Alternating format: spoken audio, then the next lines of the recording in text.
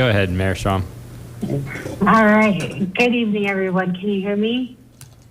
Yes, we can. Okay, perfect. Thank you. I call to order the regular business meeting of the Lakewood City Council tonight on February 23rd, 7:00 p.m. To connect with the council meeting online, please use one of the following links at lakewoodspeaks.org or lakewood.org/council videos. For online public comments, you may post comments of any link to lakewoodspeaks.org. That is our online forum for public comments that will be left open tonight and until 10 a.m. tomorrow morning in a variety of different places, depending on where you want to leave your comments. Anyone who would be or who is here this evening is with an interest of giving feedback to the City Council. We have a number of opportunities throughout tonight, depending on what your topic is that you're here to speak to us about. And I will also thank everybody in advance. We're doing something a little bit different tonight as I am recovering from the inability to be able to speak/cough more than we want to. So we are operating this in two different ways, where I will be running this meeting in partnership with Mayor Pro Tem Sharazai, who will be doing the in-person element of tonight's meeting. So thank you in advance for any patience that we may need as we move through this process tonight. With that, Mr. Rob, I'll hand over the floor for you if you'll get us started calling the roll. Strom. Here. LeBure. Here. Ryan. Here. Cruz K. Here. Black. Here. Sharazai. Here. Sinks. Here. Cruz I. Presente. Lowe. Here. Furman. Here. Nystrom. Here. Thank you. Mayor, you have a quorum. Okay, thank you so much. And with that, this is a time where I'd ask if you are able to, please join us to stand for the Pledge of Allegiance. Once we're done, we will remain standing for a moment of silent prayer or reflection. Mayor Pro Tem will let you get that started. Pledge allegiance to the flag of the United States of America and to the republic for which it stands, one nation, under God, indivisible, with liberty and justice for all.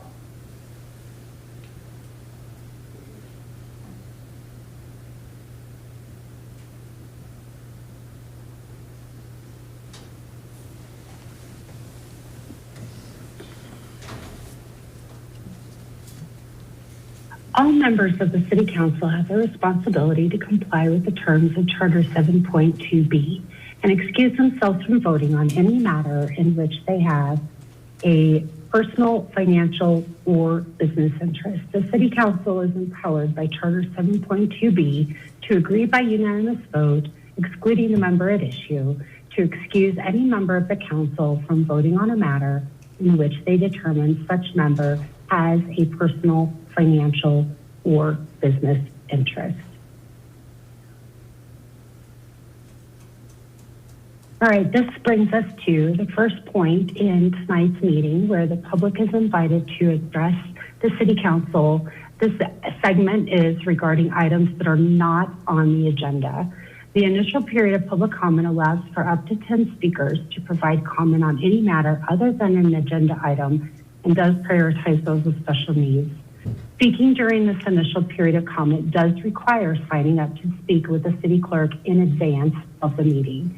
There is no pooling of time during this initial public comment period. The goal of public comment is to create an environment that welcomes all stakeholders to share their thoughts and concerns.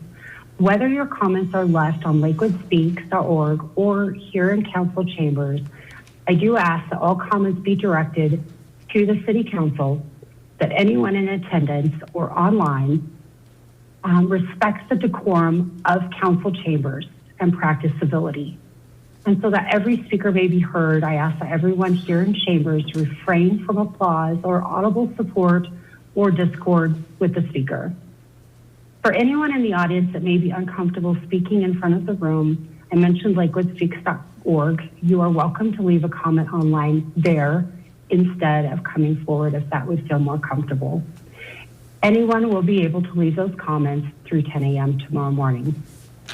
Please note that no campaigning is allowed during public comment. We're in an interesting time right now in that we do have a special election underway. So conversations or comments about zoning are not allowed right now until we get past that special election. So if you are coming in this evening prepared to speak to zoning, we'd ask you to please not do so. And those comments, we will let you know if we need to change that. If you have any handouts that you'd like to share with the City Council, please leave those with Mr. Rob, and they'll get them distributed to Council after tonight's meeting. And just a reminder that the public comment is our opportunity to hear from you. This is a listen-only session. This is not a back-and-forth dialogue. We are here to listen to you. So if you would like to engage in a conversation with your counselors, myself, or staff, please reach out via email or by phone, and we can certainly get that set up for you. So with that, we'll go ahead. I will hand it over to Mayor Pro Tem to move us through the initial public comment period. If you are signed up and planning to come forward to speak, just please be ready as you approach the lectern. You'll start by stating your name and address, or your name and ward, and then we'll get your 3-minute clock started. And with that, I will go ahead and hand it over to Mayor Pro Tem Shahrazad. Thank you, Mayor. We have 2 folks signed up for initial public comment, and we'll welcome Mr. Shannon Dreyfus.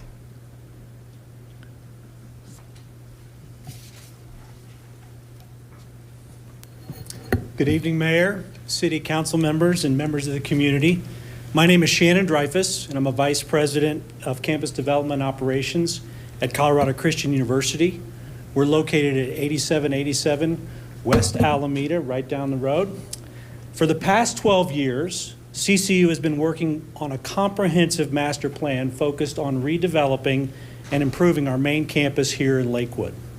As part of that long-term vision, we also acquired a parcel of land on the northeast corner of Kipling and Alameda, just a short distance further west from our main campus. Tonight, I'm pleased to share that we are moving forward with development on a significant, but not the entire part of that property. This first phase of development will support our NCAA Division II athletic program, and it will include a new soccer field circled by a track, a dedicated softball field for our RMAC, which is the Rocky Mountain Athletic Conference leading women's softball team. Last year they won the RMAC, and this year they're off to a great start. The site will also incorporate necessary parking, drainage improvements, and beautiful landscape to ensure that the property is both functional and visually appealing. We recently submitted our pre-planning documents to the City of Lakewood Planning Department, and we look forward to working collaboratively throughout the entire approval process. As with our main campus redevelopment, we're committed to delivering a high-quality, attractive facility that's a wonderful addition to the City of Lakewood. Thank you for your time and the opportunity to share this update, and I'm happy to answer any questions. I'm easy to find. You can just contact the university, and I'd be happy to talk to you. Thank you. Thank you. And now, Mr. Patrick Fox.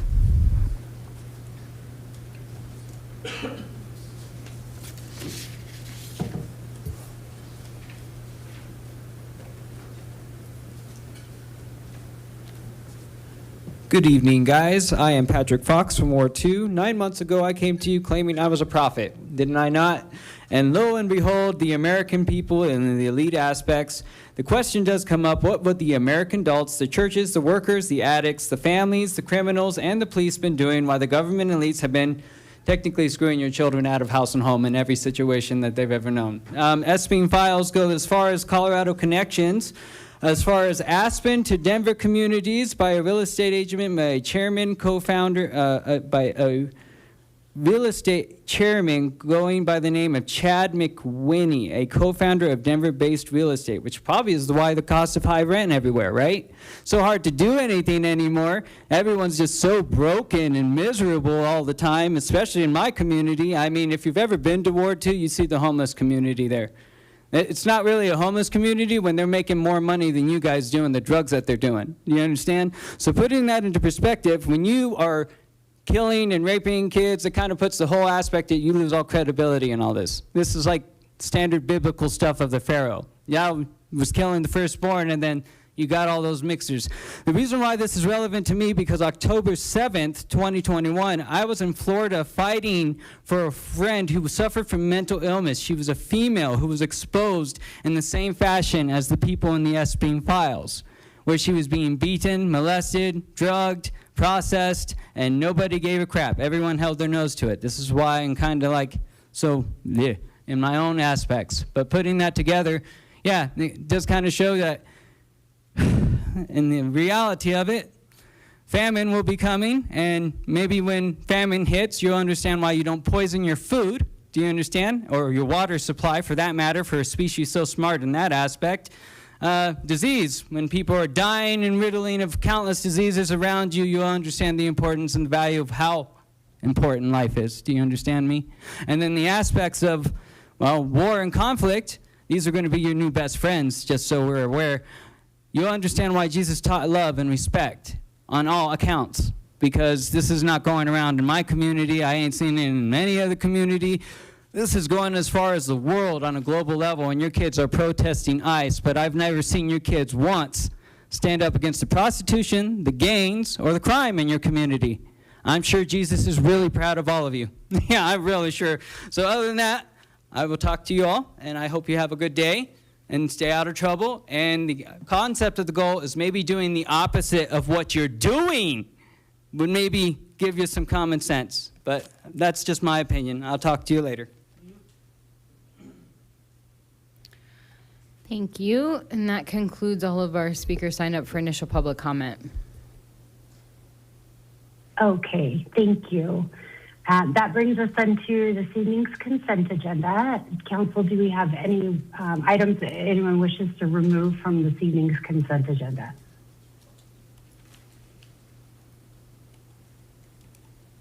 Okay, I think I see none.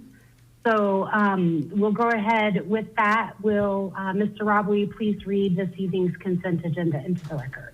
The consent agenda is comprised of the following items. Item 4A, R 2026-15, reappointing members of the Board of Appeals. Item 4B, R 2026-16, appointing a member of the Lakewood Historic Preservation Commission. Item 4C, R 2026-17, appointing a member of the Victim Assistance Compensation Board. Item 5, calling the following 2026 special meetings: March 29th, special council meeting; April 6th, special council meeting; October 5th, special council meeting; October 19th, special council meeting, as detailed in the staff memo from, or as detailed in the memo from staff. Thank you, Mayor. Thank you. And do we have any public comment on the consent agenda this evening? We have no one signed up for public comment on the consent agenda. Okay, thank you. May I please have a motion? Mayor Strom, I move for the adoption of resolutions and the approval of the 2026 special council meetings, all of which are included in the consent agenda and introduced in the record by the city clerk. Second? All right, we have a motion and a second. Any council comments or questions? Okay, seeing none, please go ahead and cast your vote.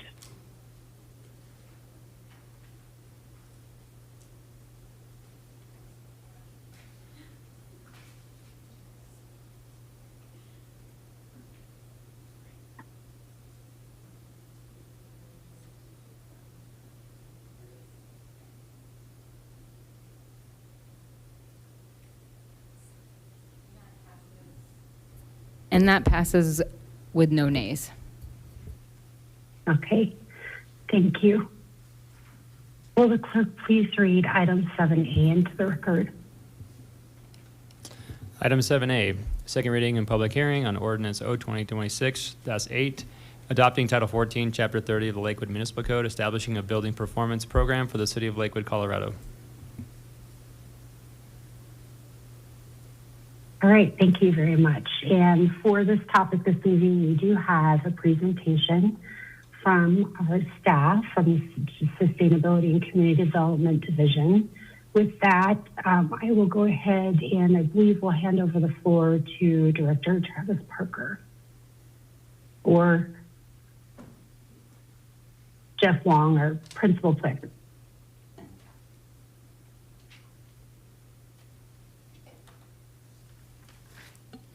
Good evening, council and community members. My name is Jeff Wong with the Sustainability Division, and tonight I'll be giving a slightly condensed version of the pre-recorded presentation that was on Lakewood Speaks about a proposed ordinance to create and administer an energy benchmarking program for Lakewood's largest buildings. This building performance program is focused on the largest existing buildings in Lakewood. The first phase of the project is to develop an energy benchmarking program, which this ordinance addresses. Benchmarking is the annual tracking and reporting of energy use at the individual building level. It allows building owners to be more aware of their energy use and compare how their buildings are performing against other similar types. Phase 2 of the project is the development of a building performance standard program that would set individual long-term emissions or energy targets in support of our goal of reaching net zero emissions by 2050. This is a snapshot of our latest community-wide greenhouse gas inventory from 2024, and it shows that building energy use accounts for the majority of emissions here in Lakewood, and that's consistent with all of our previous inventories. About half of our building energy comes from the residential sector, and the other half comes from non-residential. The city's adopted 2 science-based targets to determine our emissions reductions goals. The first is an interim goal of reducing emissions by 61% by 2030 from our 2018 baseline levels. And the second target is to reach net zero emissions by 2050. This chart shows how the city's building emissions have decreased over time since 2007, and that's primarily due to the increased use of renewable energy in our electricity grid from Xcel Energy. The dotted area between 2024 and 2030 show forecasted emissions under the business as usual scenario, which is a scenario where the city takes no additional action and relies on Xcel Energy to reduce emissions. The BAU scenario shows that we're not going to reach our 2030 targets without additional actions. So that's why we're proposing to decrease our building energy sector emissions with an energy benchmarking and potentially building performance standard program here in Lakewood for our largest buildings. To understand the impact of a benchmarking program for our biggest buildings, it's important to know what the city's existing building stock looks like. So here in the city, we have about 50,000 total structures encompassing nearly 120 million square feet. This is a breakdown of buildings in Lakewood by square footage, and you'll see that most structures here are less than 5,000 square feet, with most of these being residential homes. These buildings account for nearly half of total building emissions, but had the lowest emissions per structure. On the other end of the spectrum, we have about 200 buildings that are greater than 50,000 square feet in size. Those largest buildings contribute about 31% of total emissions from buildings. The state currently has an existing benchmarking and building performance standard in place for the buildings that are 50,000 square feet and larger. And between 5 and 50,000 square feet, we have about 1,220 structures. Understanding building-specific energy use is the first step to strategizing how we can lower our emissions. Currently, it's difficult to accurately assess how much energy our largest buildings use. We have existing sources that can provide grouped energy data, but the challenge is these data sets aren't specific for individual buildings.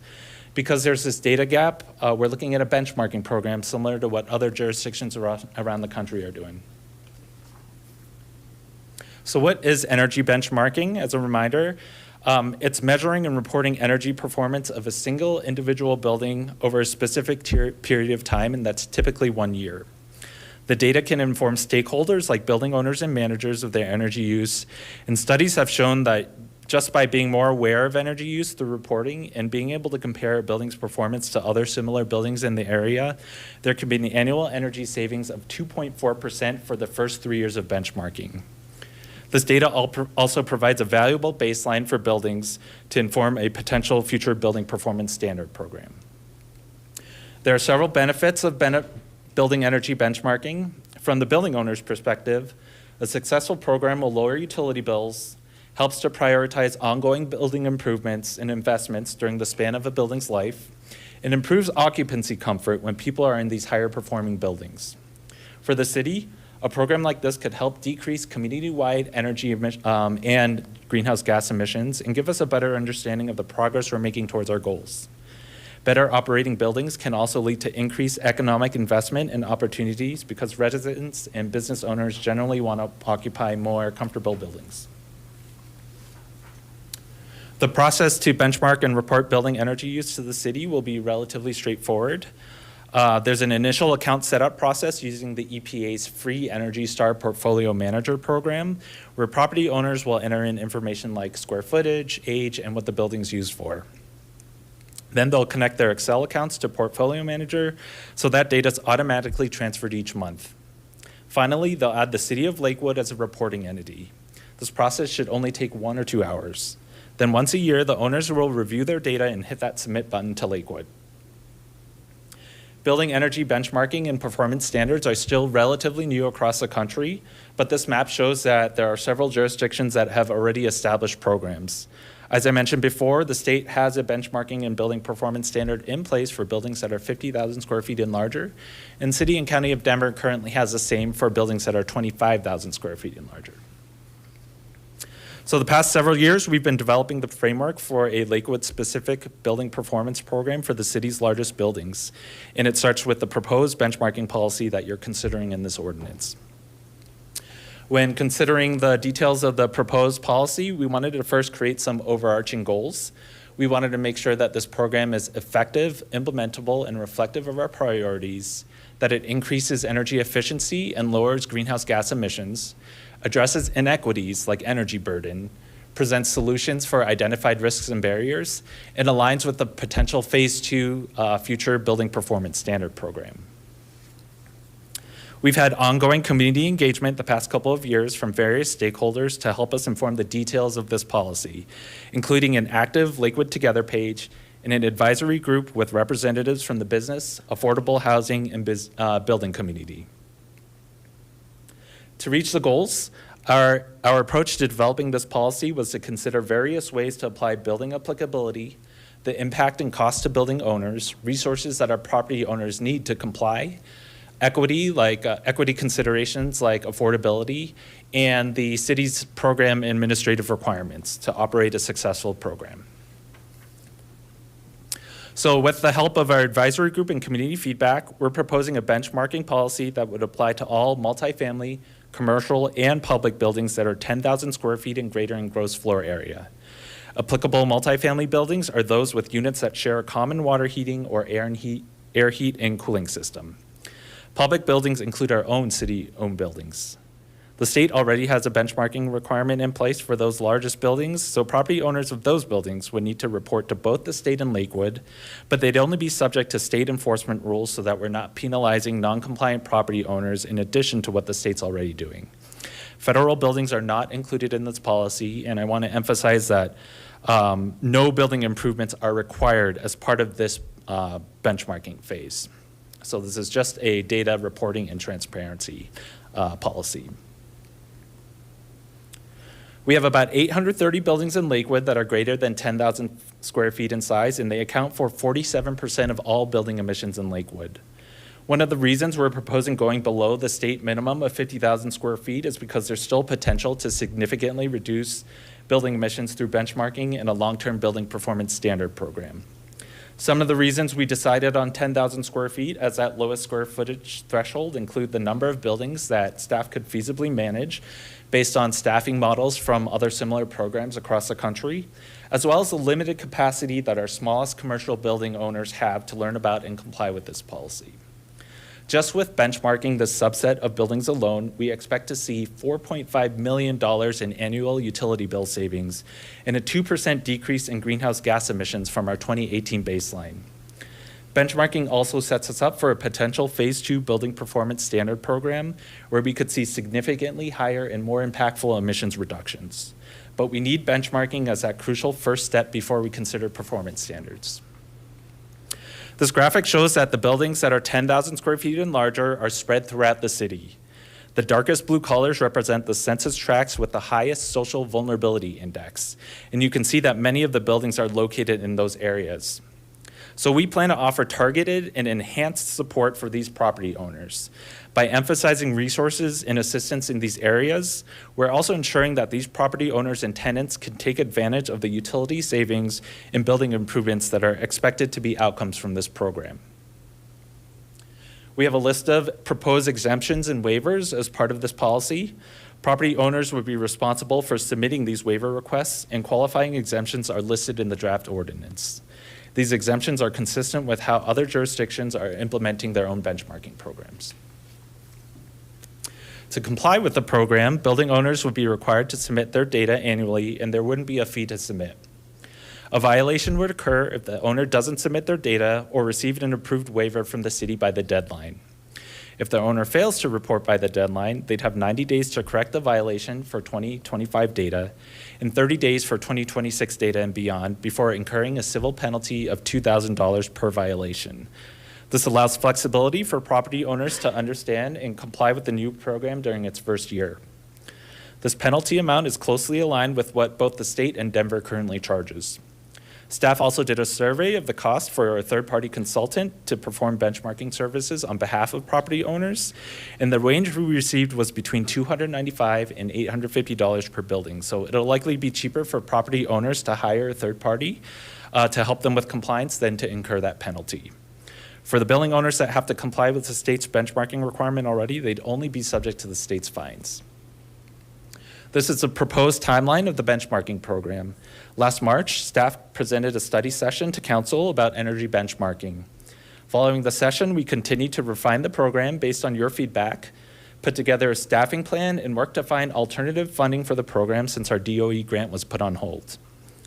If the ordinance passes, we'll spend the next several months developing program details, like putting together a list of covered buildings, setting up software, and focusing on community education and communication so that property owners can start reporting by the end of this year for 2025 data. Then next year, we'd shift to a June 1st reporting deadline to align with what Denver and other local jurisdictions do here in the state. We'd also start the process of building the framework for a potential building performance standard program. We know that this program would be a big change to the responsibility of property owners, so we identified some barriers and potential solutions that can help make this program a realistic one that benefits all of us. I want to highlight some of our solutions. We're really going to be focused on education, outreach, and resources to prepare our property owners and make this process as seamless as possible. Our priority is program compliance, so we're not charging a filing fee, and violation amounts are designed to encourage the use of third-party vendors if an owner can't report themselves. In terms of equity, we'll create translated materials, host trainings in Spanish only, and provide enhanced on-site one-on-one assistance. Highlighting some of the other resources we'll provide, we'll have an online resource hub with information about program compliance, a user-friendly portal where building owners can view their own data and recommendations for potential improvements, a help desk that provides services through phone chat and email, and several in-person and virtual trainings in multiple languages. At this time, our $5 million grant from the DOE is still on hold and being reviewed for alignment with the current federal administration's priorities. During the study session last March, City Council was generally supportive of this program, but noted that funding this program was a significant barrier for implementation and moving forward. So since the study session, staff applied for and was awarded a $1.5 million grant from DRCOG, which will fully fund this benchmarking program through September 2029 with no city match, including the addition of 2 full-time staff dedicated to this program. So the next step is for City Council to consider adopting a benchmarking policy for Lakewood's largest buildings. The staff recommendation is to approve the proposed ordinance. And thank you for your time and consideration, and I'm happy to take any questions.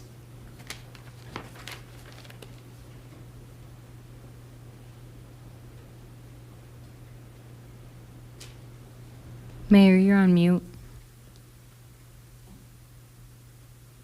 Thank you. Thank you, Mr. Wong. Before we open a public hearing on this, do we have any initial questions or discussion from council?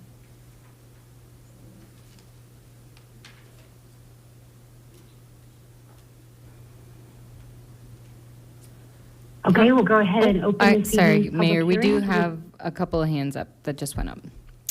Okay. We'll start with Councilor Ryan.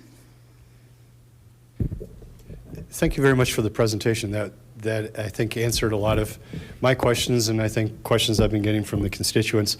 One of the questions I have is that given that we didn't receive, or at least the $5 million is on hold, does it make sense to scale back the program given to work with the 1.5? So for example, instead of 10,000 square feet that we look at 20,000, I'm just picking arbitrary numbers here. Does that help stretch that money through the rest of the year, or it doesn't matter what size buildings we pick, we're still only going to be able to go through September with this program? Thanks for that question, Councilor Ryan. The $1.5 million, as I mentioned, the presentation will take us through the end of 2029, and you may recall that the DOE grant took us through 2033, I believe. So the difference is that we're not able to fund the program quite as long as we had anticipated. And then we also had to remove some budget that was allocated for workforce development. Okay, no, that's helpful. Sorry for thanks for correcting my little dense moment there. Have we looked to see what impact this might have on our small businesses and our ability to not only retain but also attract other small businesses? Given that I think there's a natural sense that if we're going to gather the data, that's what the program will capture. That will capture that size buildings. Or are we going to look at this from I guess there's multiple questions in here. So let me start with the first one. So I believe your question is, have we considered the impact on small businesses? Yes, is that thank you. correct? Yes. Yes, we've talked to several business associations, actually all of them here in Lakewood, and I presented to several business owners and gotten feedback. This program is designed to benefit small business owners as well as large ones as well.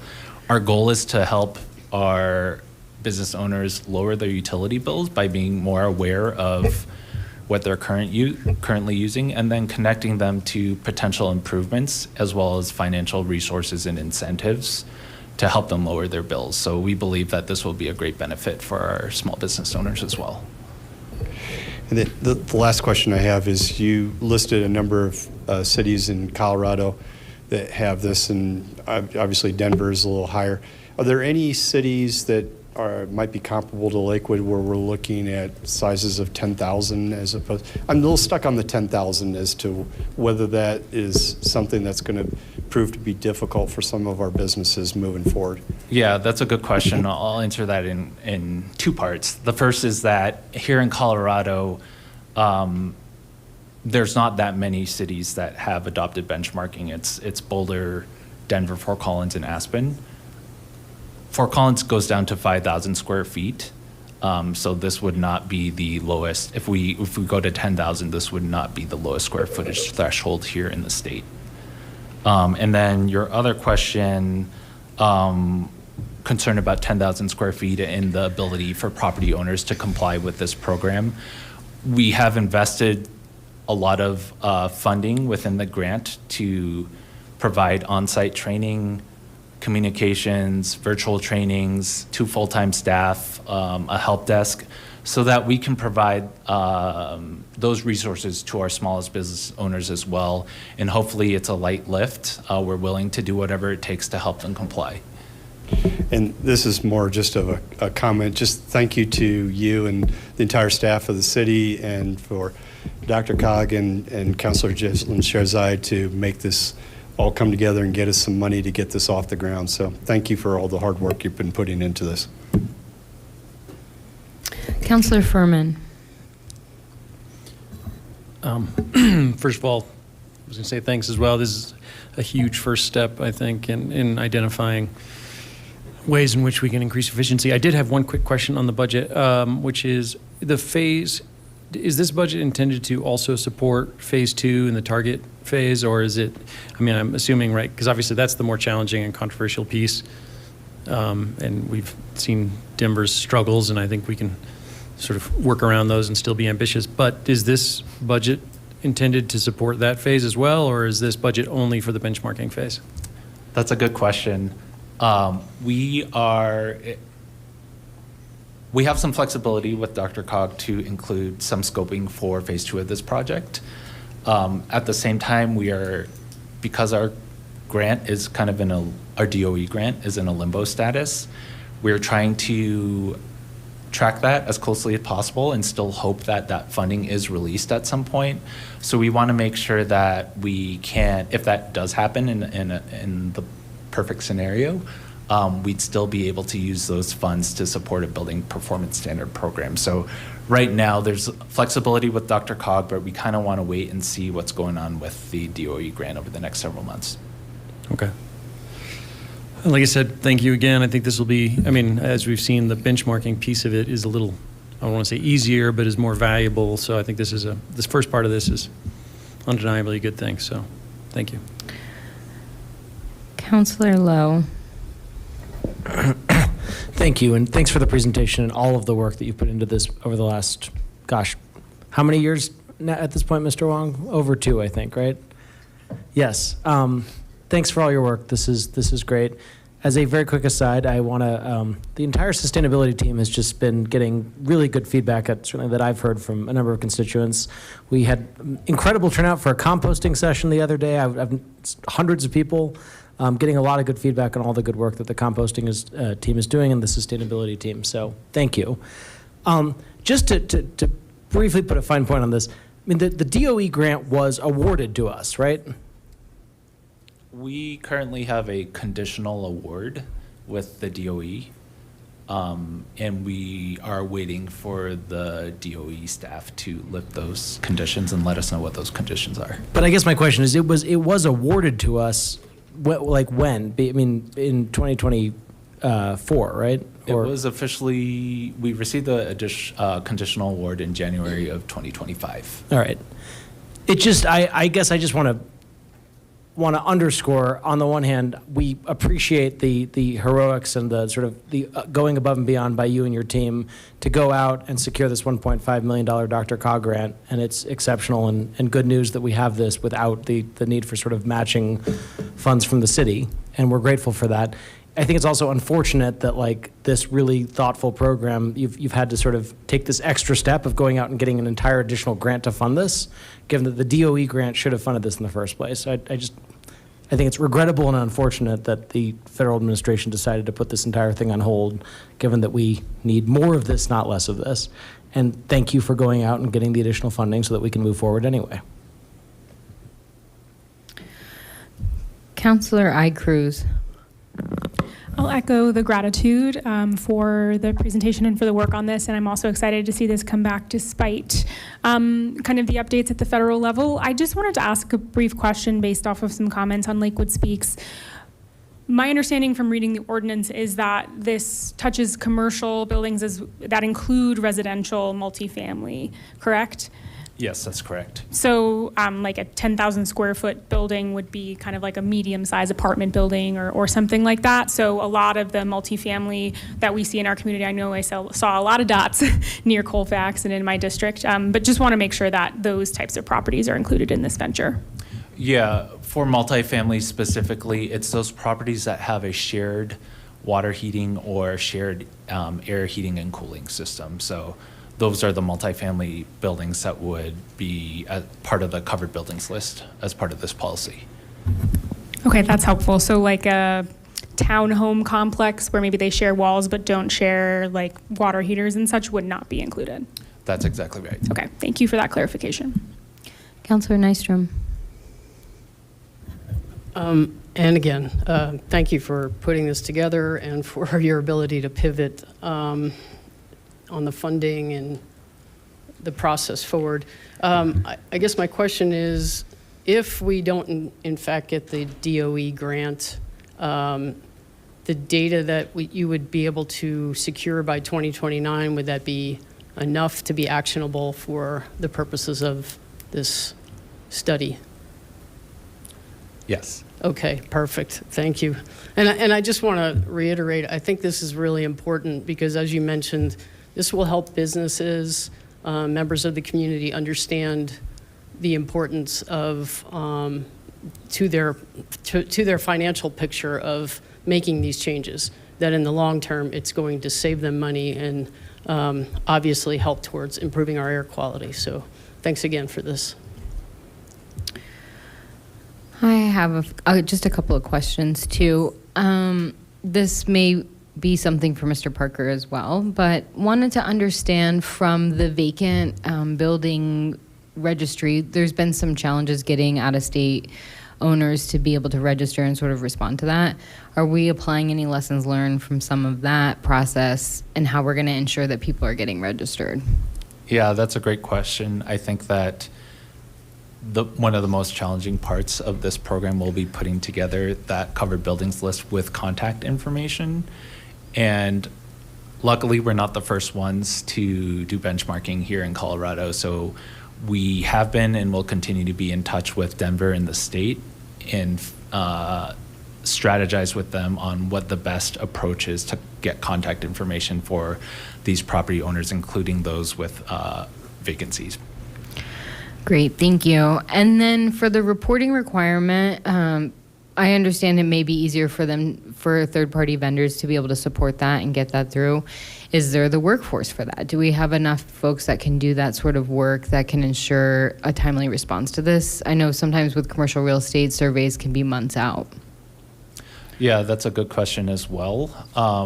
From our knowledge and our contact with various consulting firms, we believe that there is enough resources from the private sector to accommodate those requests for benchmarking services.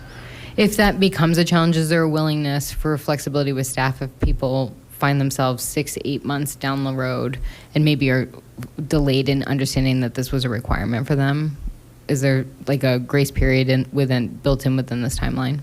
Yeah, so right now the grace period is 90 days for the first year of reporting and then 30 days for subsequent years of energy reporting data. That being said, I think that our full-time staff that we're hiring as part of this program will work closely with property owners to help them comply, and that may mean extending compliance periods and working with our property owners to make sure that they understand the process and understand the value of it as well.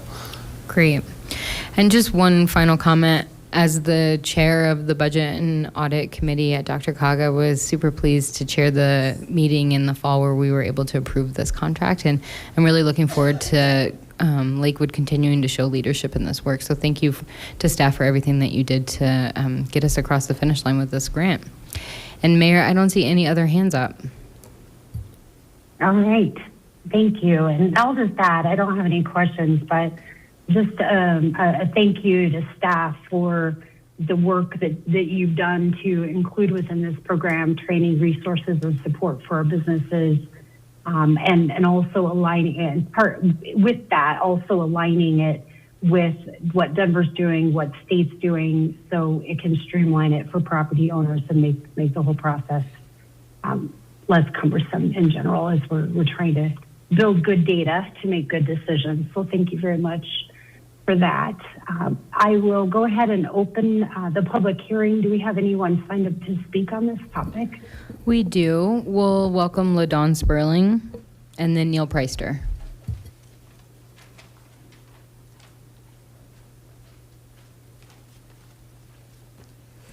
Good evening, Mayor Strom and City Council. My name's LaDawn Sperling, and I'm a resident of Ward 4. I'm here this evening to oppose O's 2026-8 that would establish a building performance program. Overall, I feel our taxpayer dollars could be better spent than monitoring building energy use. Phase 2 of this plan could lead to the city imposing unfunded mandates on building owners based on their energy usage. The multifamily buildings that are included are older buildings that should be kept affordable. When energized, Denver was enacted, it was an expensive and huge burden to HOAs that were already in the hole on budgets. In fact, many of the HOAs had to do assessments for improvements, and it is now difficult to sell those units because the first-time home buyers that used to buy these units cannot afford the HOA dues and the assessments. HOAs are already being faced with increased wind and hail insurance premiums, as have our multifamily buildings, so it has been really tough for condo and apartment owners. Denver's benchmarking program starts at buildings 25,000 square feet. What Lakewood is proposing starts at 10,000 square feet. This places a burden on the property owners whose tenants are the small businesses in our community. Do we really want Lakewood to be more unfriendly to businesses than Denver is? I would prefer that you vote against this, but at a minimum, I ask that you lower the square footage or increase the square footage to 25,000 and above. Let's not be more unfriendly to businesses than Denver is. Thank you. Thank you. Neil Preister?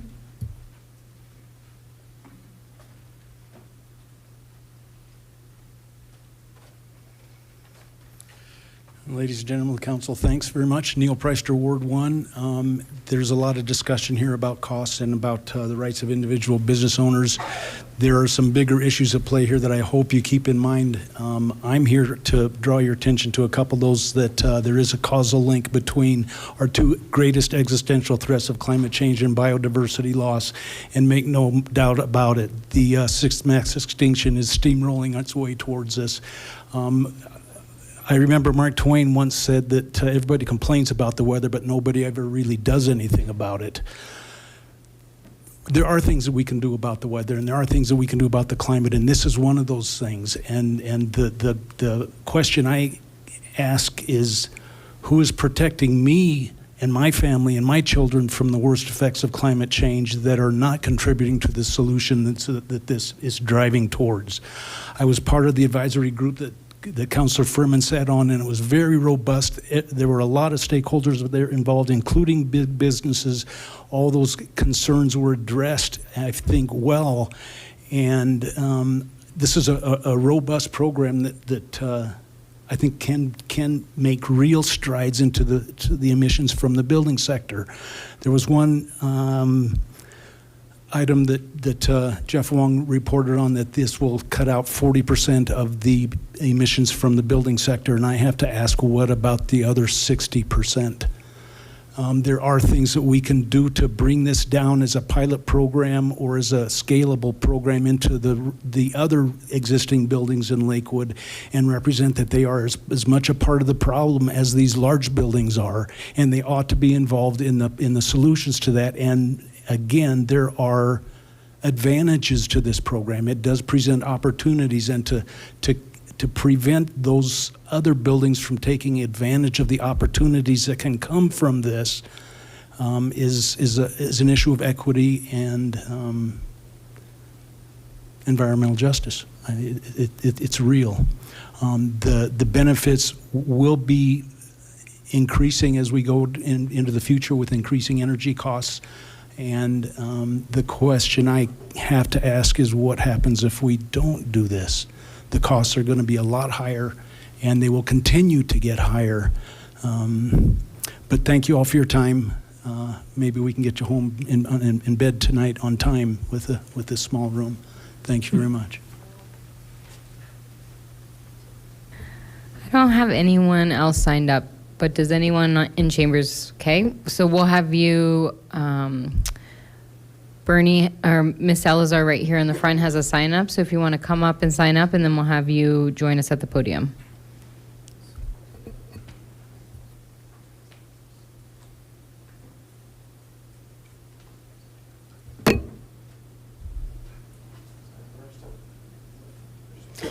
One of you can come on up and start while the rest are signing up, and then we'll just ask that you make sure to get on the list when you're done.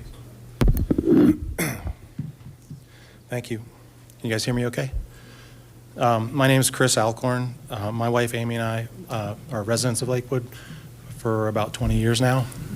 We live in Ward 5, and we own two commercial buildings that are both in Ward 1. That one's 10,000 square feet, and the other is 30,000 square feet. So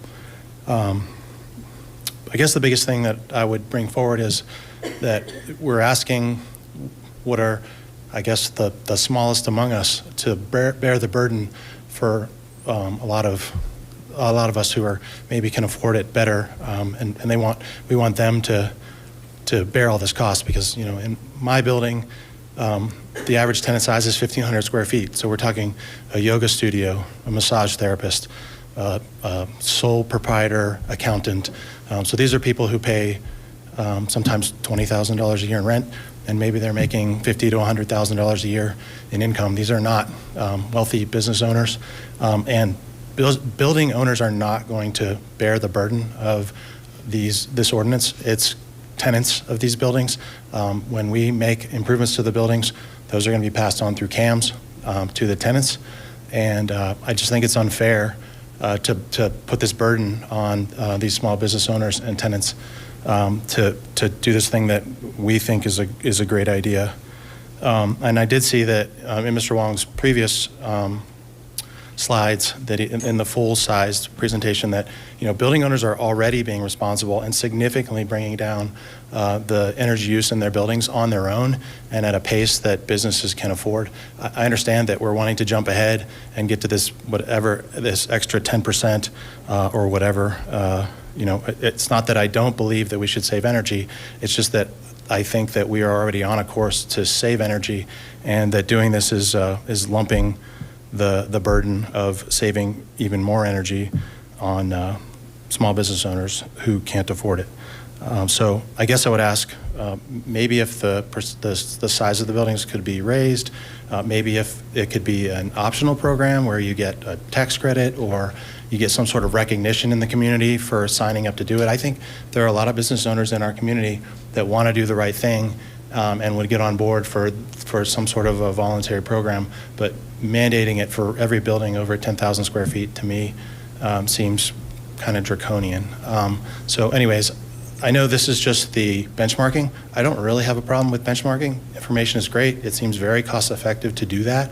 I'm on board to doing that with my buildings, but I would love for Mr. Wong, I'd love to be included. I signed up for the email blast, and I would love to be included as a resident and a business owner as we move into that second phase to try to make it something that works for business owners as well. Thank you. Thank you for your time. Appreciate it.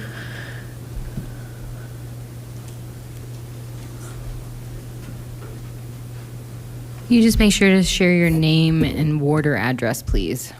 Good evening. My name is Max DeLabriere. I'm the CEO of Lafayette Property Company. We own the Alameda Crossing Shopping Center at 145 South Sheridan Boulevard at the corner of Sheridan and Alameda. We also are under contract to buy 9797 West Colfax at Colfax and Kipling. Sorry, I'm tall. And I'm also on the board of Alameda Connects and of the Alameda BID. I'm speaking in strong opposition to the benchmarking, but especially to benchmarking as a first step towards a phase 2 that everyone's talking about, because phase 2 is truly terrifying, and phase 2 is a reason to stop investing in Lakewood. We turned around Alameda Crossing Shopping Center from its sort of 5 years ago when it was truly a disaster. We're excited to do that again at Colfax and Kipling, and we've loved working with Lakewood. Will Chan and his team at the EDC have been terrific.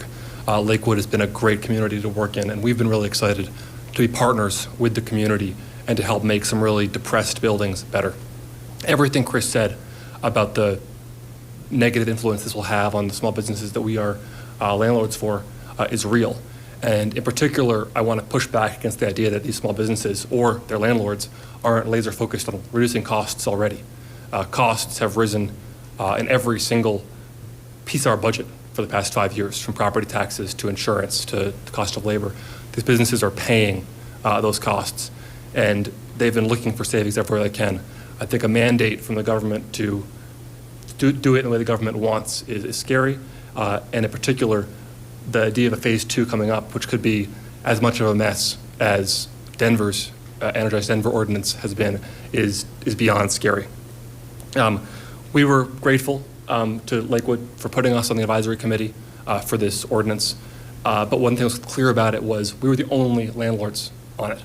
There are hundreds of owners of properties of this size in Lakewood. I suspect that every single one of them would tell you that this ordinance will make them more eager to invest in Wheat Ridge and Arvada and Littleton and Golden than Lakewood. The idea of phase 2 is a reason for us to stop focusing on Lakewood. It is what it is. Thank you for your time. Mr. Munden.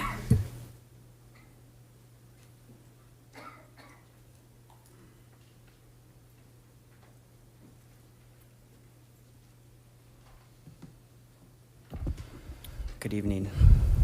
I actually want to say this is actually getting ahead of some state legislation that is getting ready to come down and actually came in effect today and will be, they are requiring new minimum building codes on July 1st, 2026.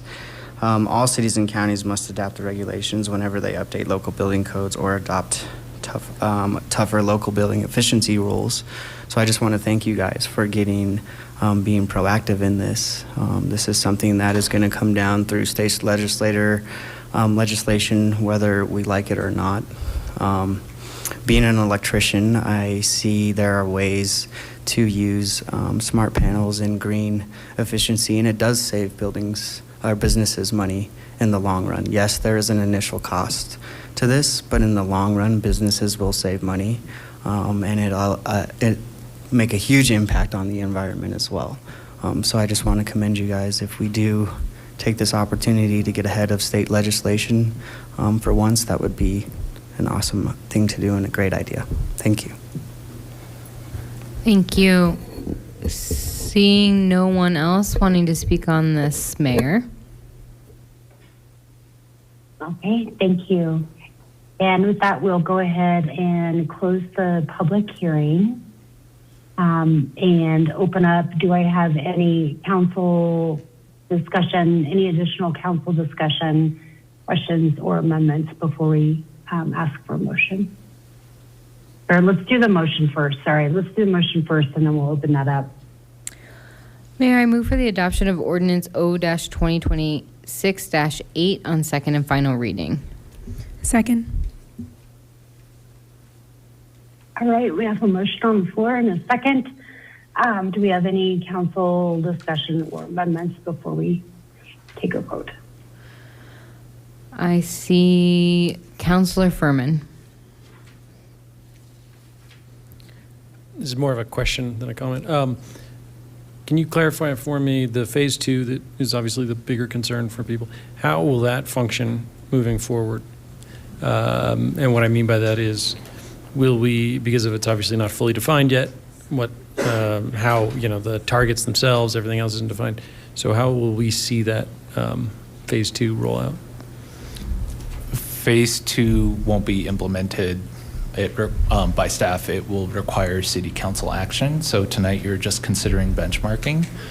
Moving forward, we'll do community engagement, study sessions, kind of the standard communication channels, and we have a very passionate business community that is important to us, and we want to consider their input as well. So we'll take all that into account and give a staff recommendation to city council, but for now we're just focused on benchmarking tonight. Thank you.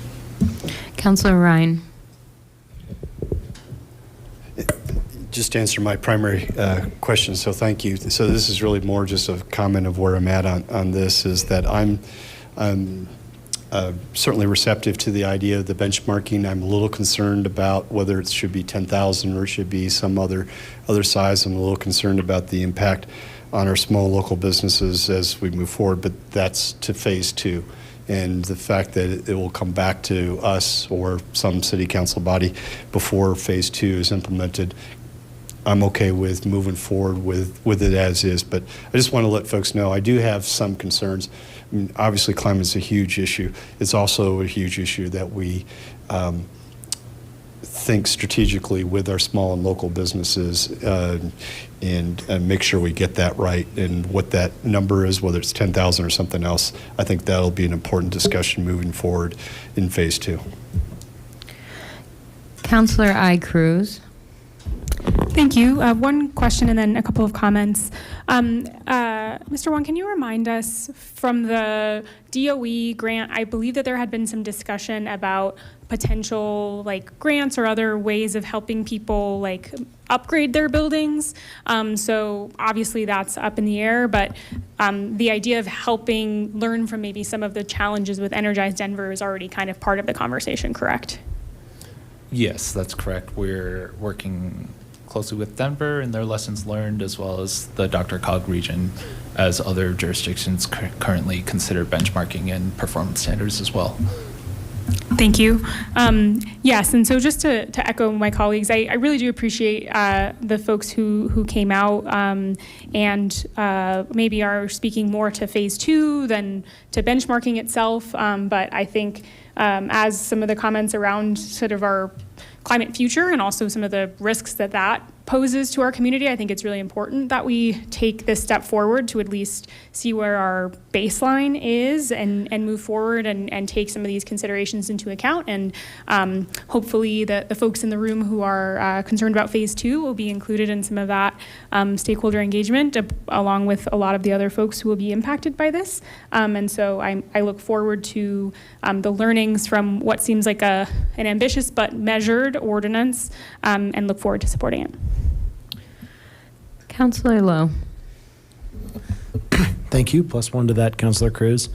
Mr. Wong, you did walk us through this at a high level, and it was also in your presentation. Could you just, because I think folks are particularly focused on this, could you just remind folks tracking this, what is the fine for non-compliance that goes into effect? I think I saw $2,000 per violation, and then you also had these the sort of estimates for third-party benchmarking services that I think ranged from like $295 to $850. Is that?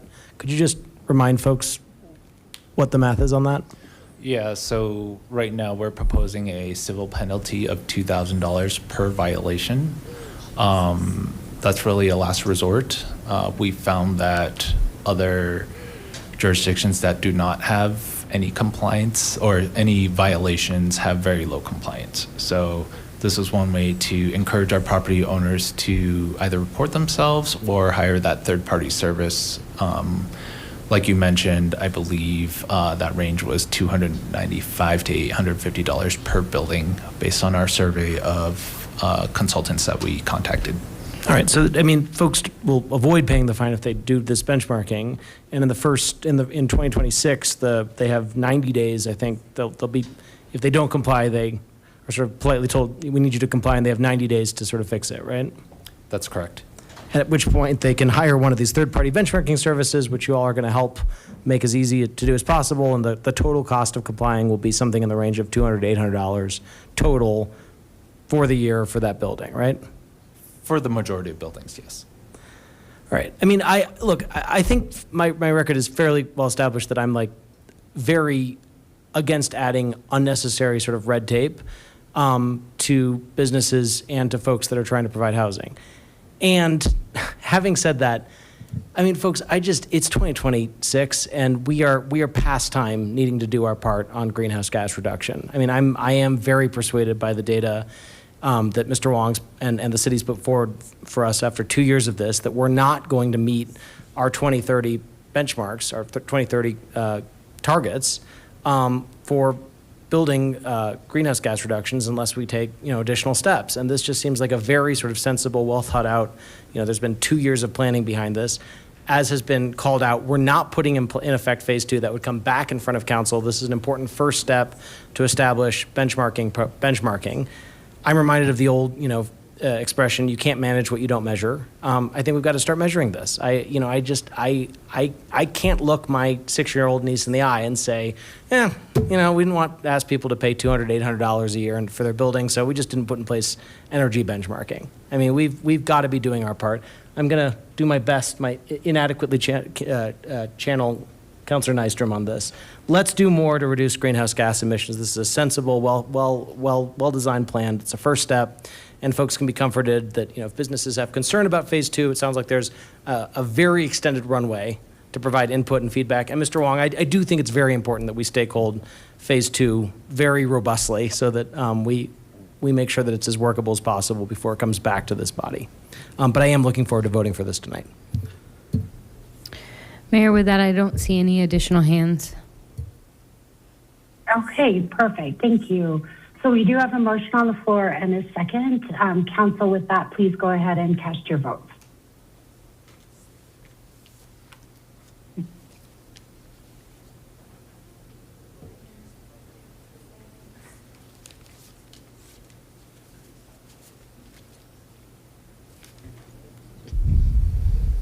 And that passes, excuse me, with 11 yeses, 0 nays. Okay, thank you. Mr. Rob, will you please read item O-2026-9 into the record? Second reading and final hearing on item 7B, O-2026-9, authorizing a supplemental appropriation of general funds to the 2026 annual budget in the amount of $155,000, and authorizing the expenditure of these funds by the city clerk's office to pay for the expenses related to the special municipal election to be held on April 7th, 2026. Okay, thank you. And with this topic tonight, we do not have a planned staff presentation, but before we open the floor for a public hearing, do we have any council questions or comments on this topic?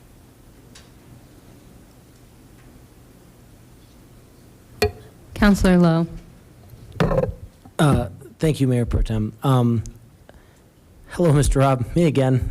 Just one more question on the special election administration before we pass the appropriation tonight. It's been raised by a couple of folks in the community that, so on the one hand, the ordinance we passed, I know, was made very clear this is going to be a mail-in ballot election. It's also been suggested to me by some folks in the community have called my attention to state legislation that says that in-person voting is an important standard for any election held in the state of Colorado. And on our FAQ, I noticed that we don't have, that we say that there's not going to be in-person voting. I know that you've thought about this. Can you sort of address folks who might have concerns about that? Sure. Thank you, Councilor Lowe. Title 31 mail ballots elections don't really provide for in-person voting the way that Title I elections do. What people are used to seeing the county vote centers with the electric machines. I think it just might be a difference of vocabulary that we might be using on the FAQ, and we're happy to clarify that because the city clerk's office will operate as election headquarters, open to the public during regular business hours, open to the public 7 a.m. to 7 p.m. on election day. Anyone needing a replacement ballot, didn't receive a ballot, even registering to vote up until or even on election day, provided that they qualify with the other requirements of the law. They could certainly do that here, and then receive a ballot or replacement ballot and fill it out at City Hall and vote in the drop box here or any of the other 10 drop boxes around the city. Thank you, Mr. Robb. And I know this is posted on the special election sort of landing page. Can you just remind folks who might be tracking this at home? So 7 a.m. to 7 p.m. on the election day itself, which is Tuesday, April 7th. What other remind me, are you going to be open that weekend? No, yes? What are your hours? And your hours are 9 to 5 in the weeks leading up to that, is that right? Right, just Monday through Friday, 8 to 5. 8 to 5. Yep.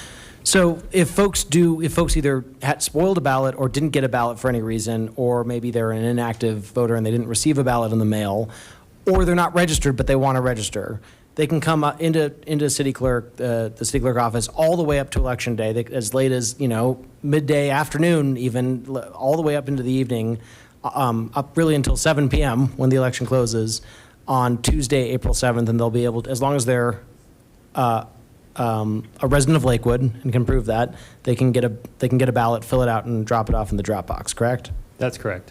And are you confident that your team will have the capacity to deal with, maybe a late breaking, I don't want to say flood, but perhaps more than a trickle of folks coming in the days leading up to and on the day of the special election? Yeah, we've tried to scale accordingly, from the double vacancy election that we had last March, and this one being citywide with more election judges, more replacement ballots that we have on hand, in case we run into those types of requests from residents who are wanting to vote.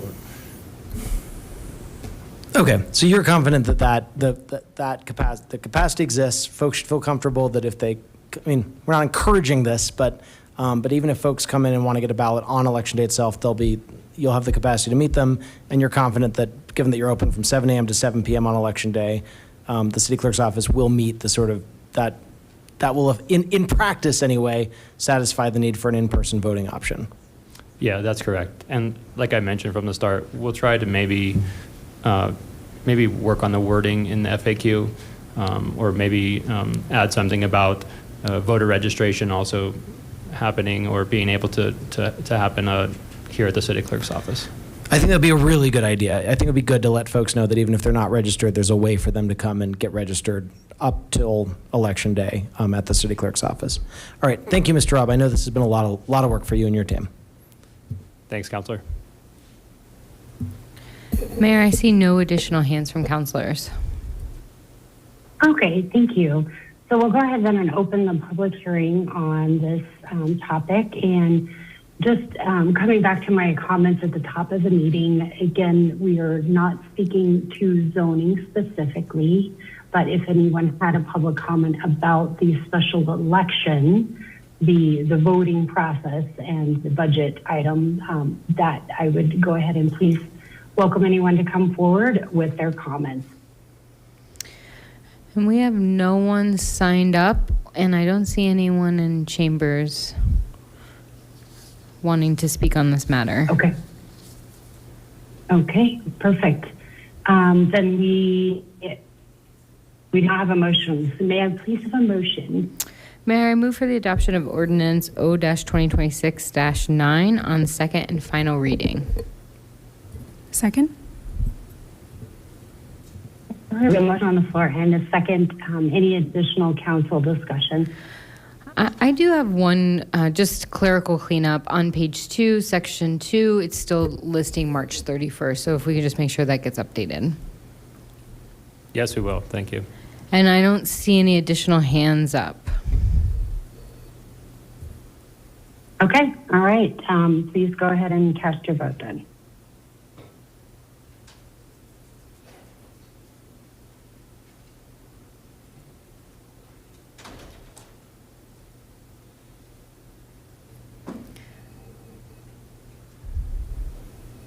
And that passes 11 yeses, 0 nays. Okay, thank you. And with that brings us to our point in this evening for our second session of general public comment. Again, these are public comments that are aligned with items not on this evening's agenda. Do we have anyone signed up for general public comment?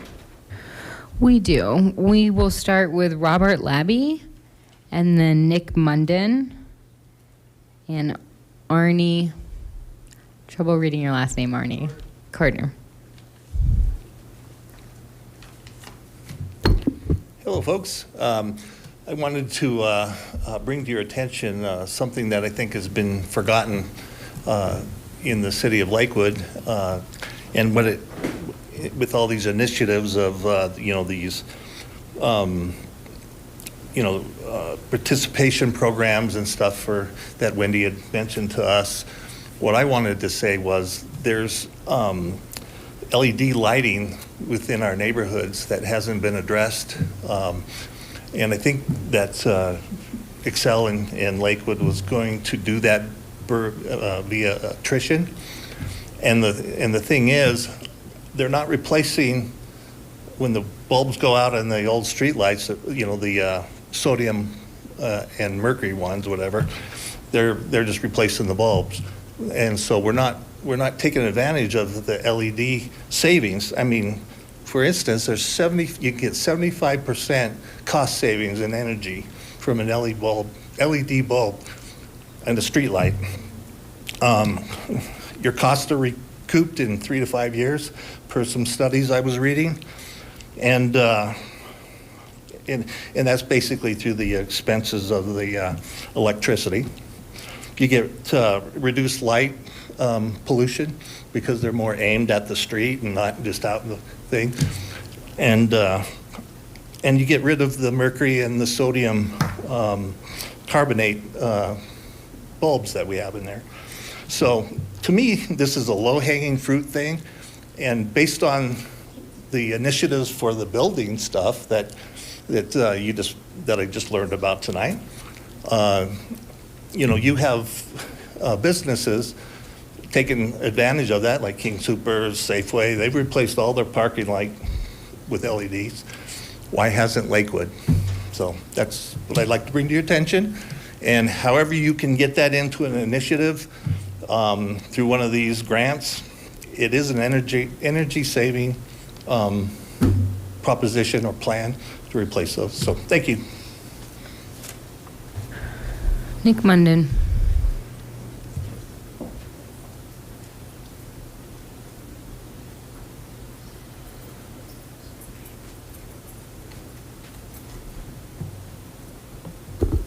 Good evening. It is for us, the living, rather to be dedicated here to the unfinished work, that this nation under God shall have a new birth of freedom, and that government of the people, by the people, and for the people shall not perish from the earth. These words were not a victory lap. They were a summons. We must rededicate ourselves to the fundamental principles of democracy, that all men and women are created equal and possess no inherent right to rule over others. We must remember that government is not a master, but a creation, born through a social contract where individual rights are not granted by the state, but preserved by it. These truths were meant to be the bedrock upon which our house was built. Lately, however, I've had to ask myself, are these truths still self-evident today? Or have they become obscured by the smoke of our own domestic unrest? We claim to cherish the right to dissent, yet we watch as men and women lose their lives while participating in protests. The very foundation of how this country was established. When the great experiment of democracy is met with the blunt force of military deployment in our own streets, we must pause. When we see the rise of roving checkpoints and the quiet acceptance of warrantless searches, we are witnessing the fraying of that social contract. These are not merely inconveniences, they are the signatures of an authority that has forgotten its origin. History has a haunting voice for those who choose to listen. These actions echo eerie similarities to the horrendous acts of overreach that previous generations fought, bled, and died to prevent. In every era where liberty was lost, it did not vanish overnight. It was traded away piece by piece in exchange for the promise of order. We were told never again, yet we find ourselves justifying the same tactics used by the regimes we once stood against. Their surveillance of the innocent, the militarization of Civic Square, and the suspension of due process. We must realize that a tool of power forged today to silence an opponent will inevitably be used tomorrow to silence a friend. We cannot protect a democracy by dismantling the mechanics that make it democratic. The unfinished work mentioned is now in our hands. It requires us to be more than just spectators of our own decline. It requires us to demand that our leaders remember they are servants, not sovereigns. Let us ensure that this new birth of freedom isn't just a phrase in a history book, but a living, breathing reality in our cities and our homes. We owe it to those who came before us and those who will follow to ensure that the light of liberty does not flicker out on our watch. Let us choose the difficult path of freedom over the easy path of silence. Thank you. Arnie Carter. And then Joey Steele.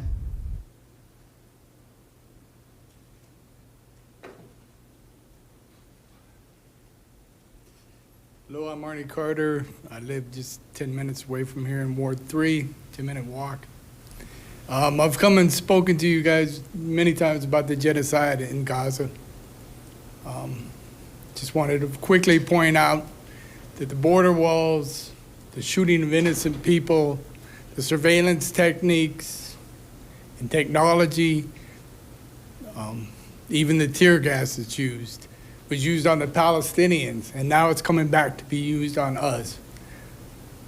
I've been living in the Denver area, in Lakewood, for all of my 68 years.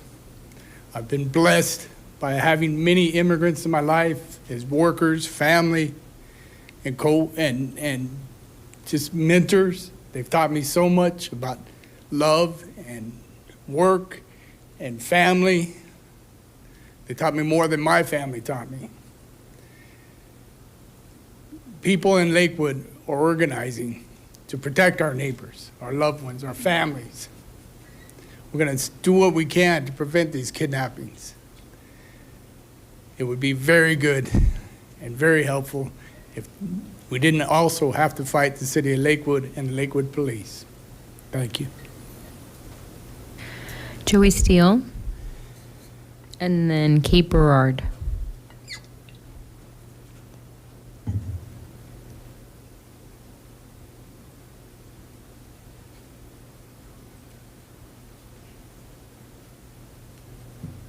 Council members, my name is Joey Steele. I live in Ward 2, and I'd like to, I guess, start by expressing my appreciation for your passing of the anti-ICE declaration. I think that is a good step in the right direction, but it is only a step in the right direction. We need further action from you as leaders of our community. I think it's incumbent upon you to lead the way instead of doing what a lot of liberals that are currently occupying places of authority are guilty of doing, which is tailing the masses, trying to play catch up with the masses. What we're seeing, especially, for example, Chuck Schumer still trying to sheepishly say that, like, oh, ICE just needs more training, they need body cameras, when we all know that that's bullshit. Abolishing ICE is the moderate position, and I think our leaders, the people that we entrust to represent us, need to represent that interest, and they need to be ahead of the masses in this regard. They need to be leading the masses in the fight for abolition, in the fight against the rising tide of fascism in this country. And as of right now, we haven't seen enough. We've seen token efforts, such as this declaration, which, again, it's nice that you are willing to declare that you are against ICE, or at least declare that you're going to do something inevitably, eventually, to do something against ICE. What we need is concrete action, and specifically what that means is, in your case, that means demanding that Lakewood Police put themselves in between us and ICE. And I don't mean that in the sense of putting themselves in between us and ICE so that they can provide a barrier for ICE while they continue to infiltrate our communities and kidnap people. What I mean is, we need to start telling our police officers that they need to honor their commitment that they swore to this community before God and before the Constitution, to lay down their lives in service of this community, in service of us, because if they're not going to do it, and if you guys aren't going to demand that they do it, then eventually, and this is just a basic sociological examination here, people are going to take matters into their own hands. There's 8 guns in this country for every 1 person, and things aren't going to look too good if ICE does in Denver what they tried to do in Minneapolis. Thank you for your time. Kate Berard, and then Deanne Major.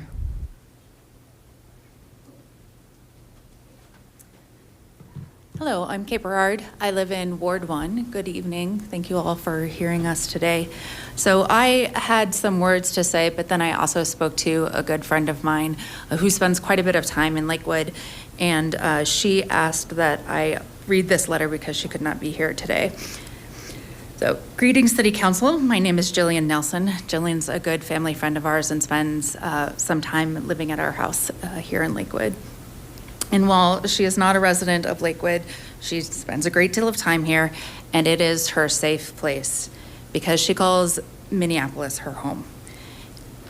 She is writing today to implore you to learn from their mistakes. We foolishly believed that we had time and that we had laws regarding ICE that would protect us. It cost us more than I can explain.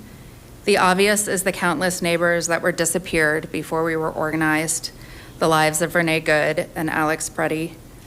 But more than that, we lost our ability to sleep peacefully at night, our children's sense of security. Our thriving economy is barely breathing now.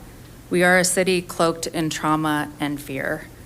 You have a chance to prevent all of those losses for Lakewood. I agree with Joey, me speaking now, that while the declaration that is under consideration tonight is a great first step, we need more from our city if we are going to avoid what is happening in Minneapolis. So if you have not started already, begin today. Please stand formally against ICE and informally stand together, because there's one thing that I am sure of, that Jillian is sure of, that all of us are sure of, is that we keep us safe, and we need your help in doing that. Thank you. Dan Major and then Scarlett Chavez.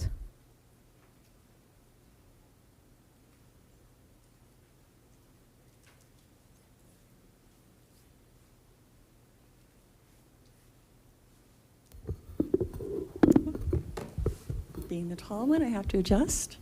Okay. My name's Deanne Major, and I'm a resident of Ward 2. And I'm really pleased to be here to hear about the declaration regarding ICE that some of the council members are considering.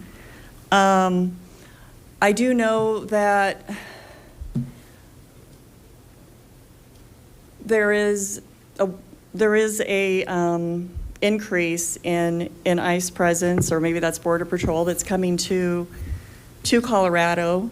I do participate in activities where we actually are observing the increase in equipment, the increase in agents, the increase in guns being issued, the increase in buses that are taking people that have been detained to the GEO facility.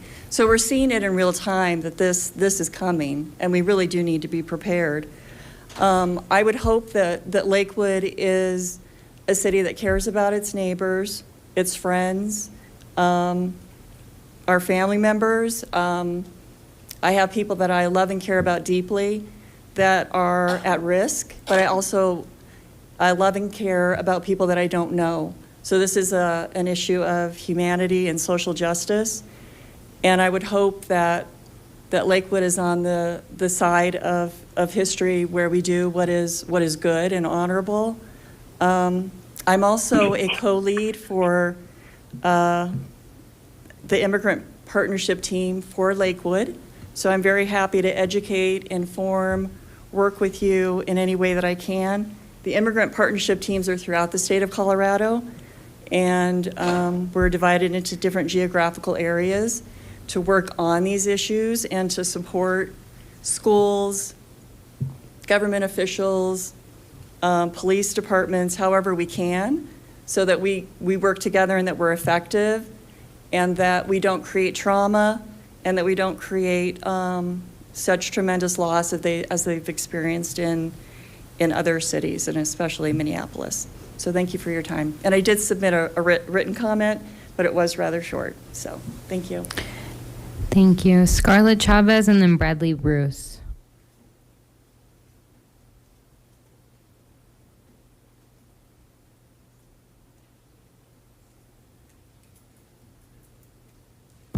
Good evening. My name is Scarlett Chavez, Ward 5. I just want to take a moment and thank all the city council members for their support in the aforementioned declaration.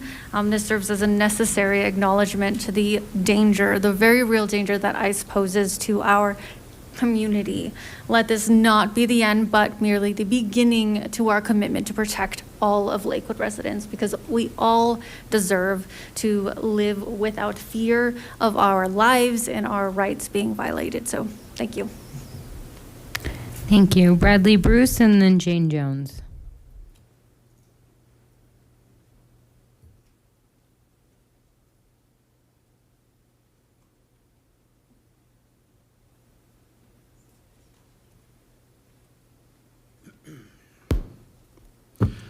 Hi, my name is Brad Bruce. I live in Ward 2. I am just here to speak enthusiastically in favor of this anti-ICE declaration that the council is looking at this evening.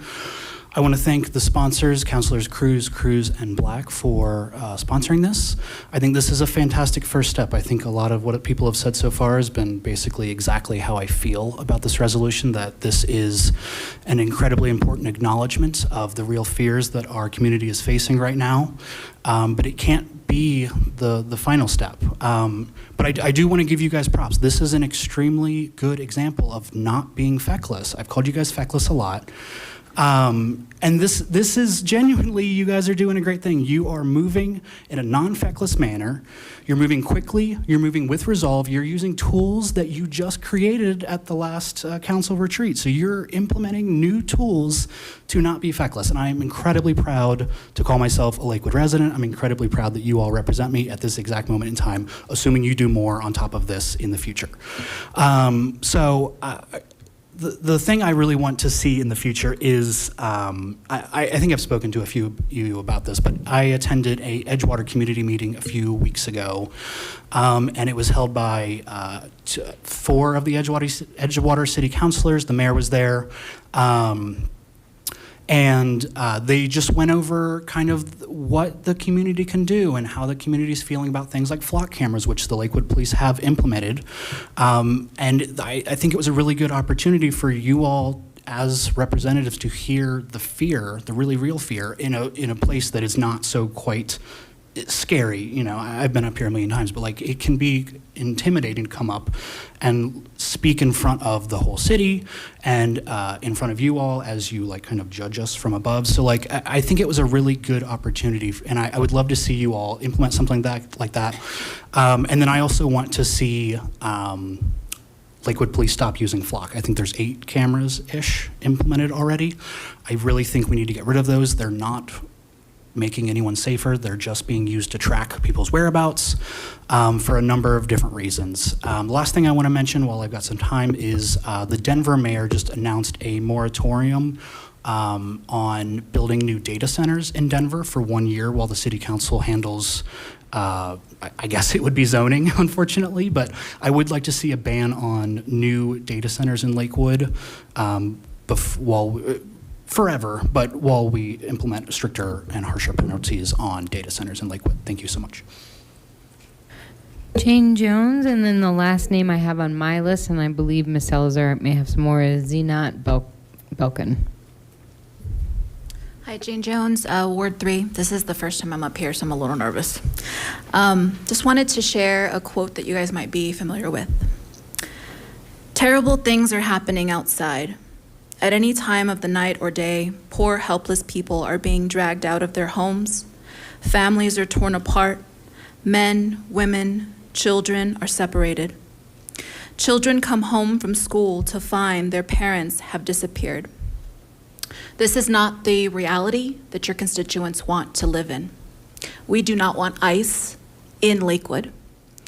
The, what was it that you guys, the declaration is a good start. Let's keep going. Thank you. Zinat Belkin.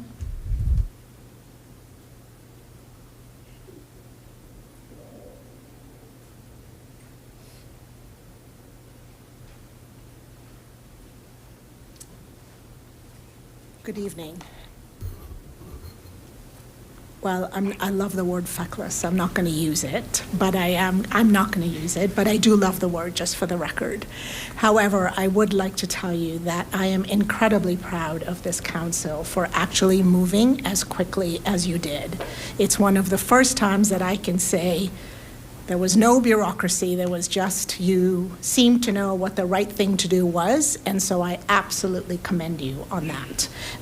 Being pro-immigrant, anti-ICE, and actually taking a stand on where and how police should interact with citizens and residents, I think is incredibly important.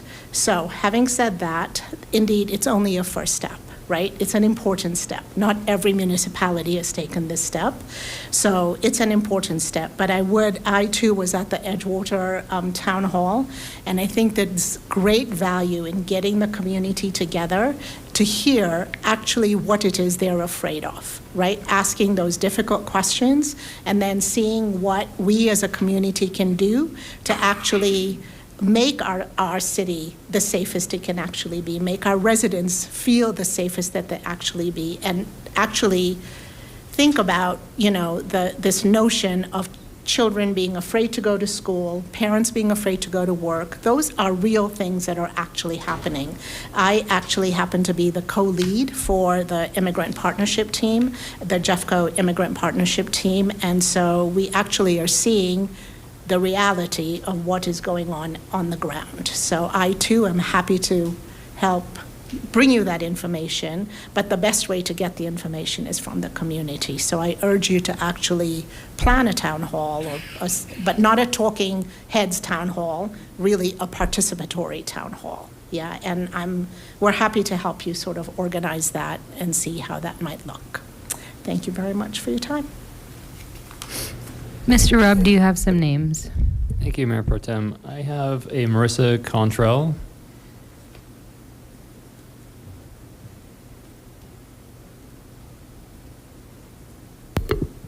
Hello, Marissa Cantrell.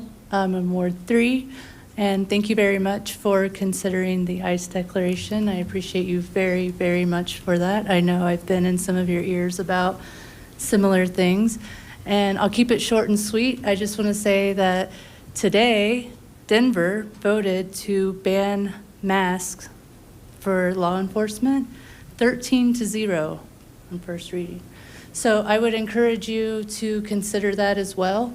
Obviously, it will get contested, just as other bans have been, but you have shown extremely unified and positive leadership on this matter, and I think that adding a mask ban would just add to that, and I appreciate you. Thank you. Mayor Pro Tem, I have no others. Residents sign up to speak. Thank you. That's it for public comment. Mayor? Okay. Thank you, everybody, for coming in to speak on our issues this evening.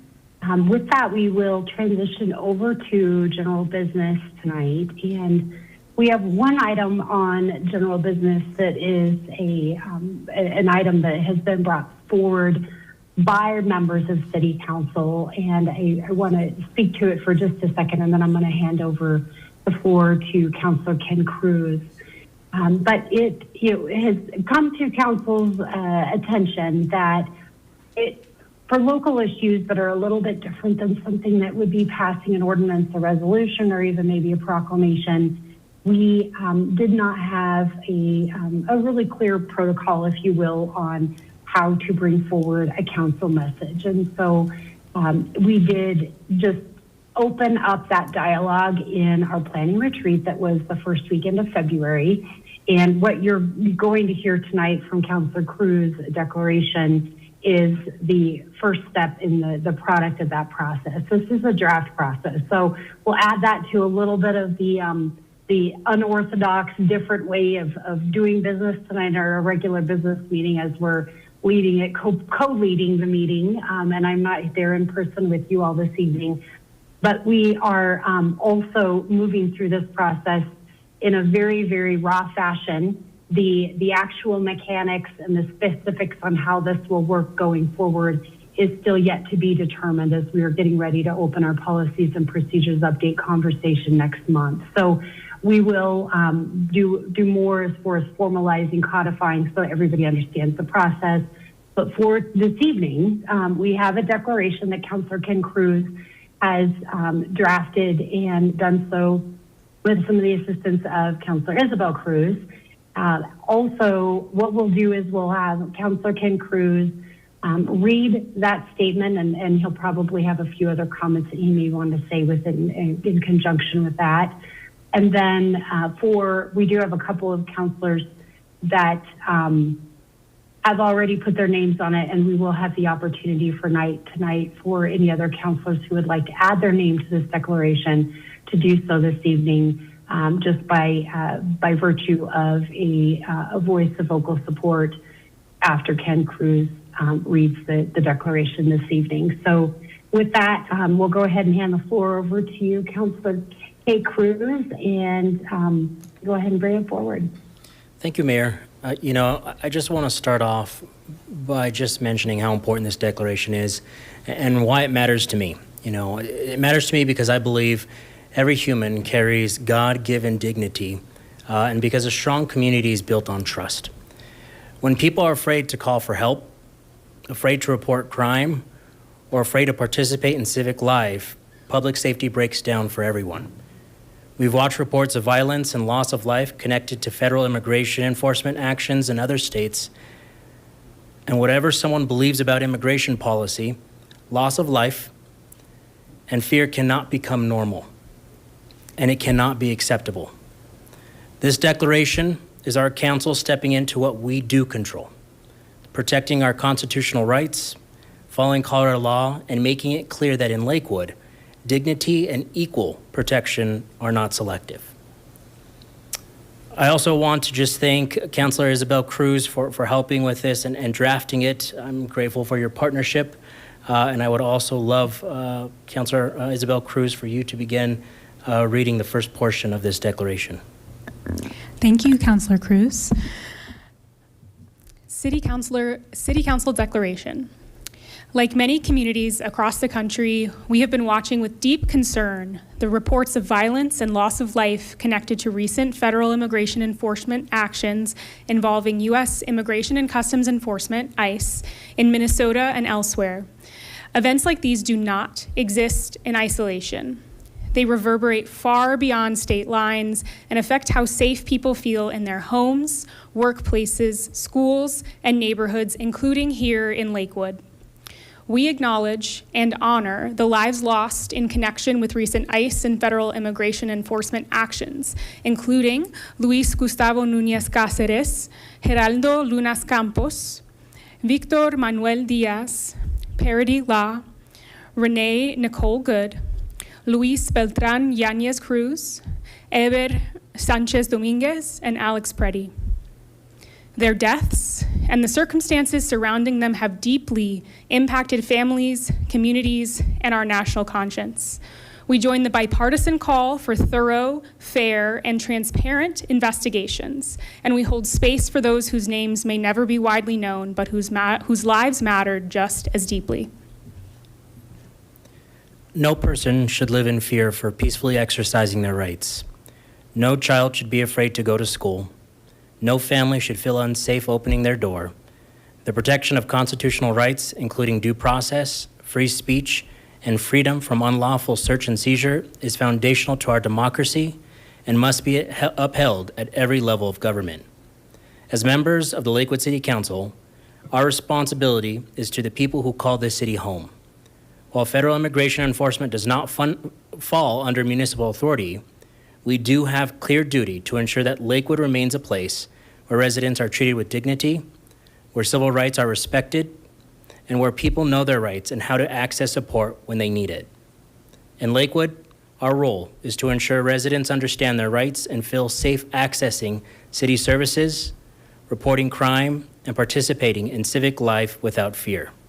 We will continue to discuss and implement policy that supports approaches to prioritize de-escalation, transparency, and the protection of civil liberties. We also recognize the essential role of our local first responders and public safety professionals who are entrusted with protecting the community while respecting constitutional protections. Maintaining trust between residents and local institutions is critical to public safety and to the well-being of our city. Lakewood has long been shaped by people of different backgrounds, experiences, and stories. Our commitment remains rooted in fairness, respect, and opportunity for all who live and work here. We will continue to listen to our community, share accurate information, and lead with clarity and compassion during moments that feel heavy and uncertain. Moving forward, it is not easy, but we do so together, grounded in our shared responsibility to one another and in the belief that a safer, stronger Lakewood is built through trust, transparency, and care for our neighbors. Lakewood City Council. So with that, colleagues, I truly believe this declaration reflects our commitment and constitutional protections, as well as dignity and trust here in Lakewood, and I would respectfully ask for your support. Thank you, Counselor. And before we open the floor to others, I do not have any questions, but I would like to add my name for support in this letter. And I want to thank you and our community members all around us who have contributed to this and who have reached out to us with pleas for help. Mayor Pro Tem, Yes. feel free to open the floor. Councilor Sinks.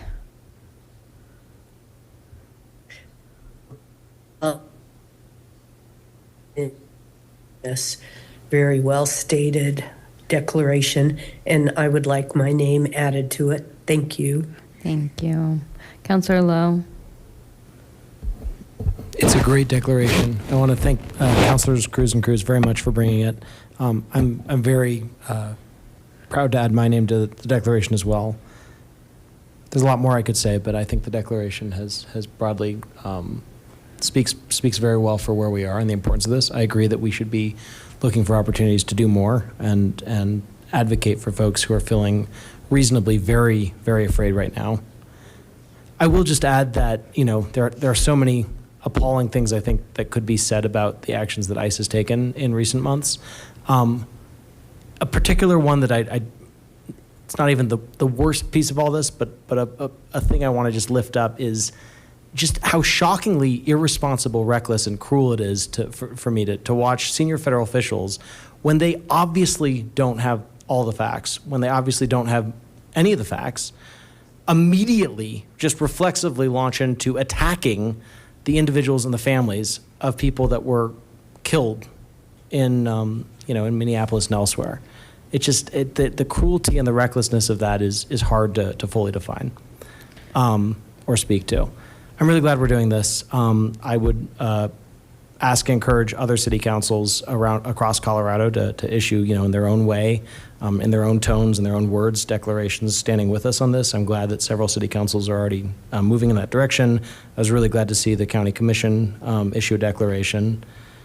I'm glad we're doing this today. Thank you again for your leadership, Councilors Cruz and Cruz, and I think it's a great declaration. Councilor Furman. Well, it's undeniable that fear and disruption have made its way across the country due to the ICE activities. So I'm heartened by this.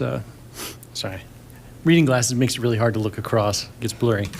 But I'm heartened and in full support of this declaration, and I'm appreciative of the work you've done to bring this forward.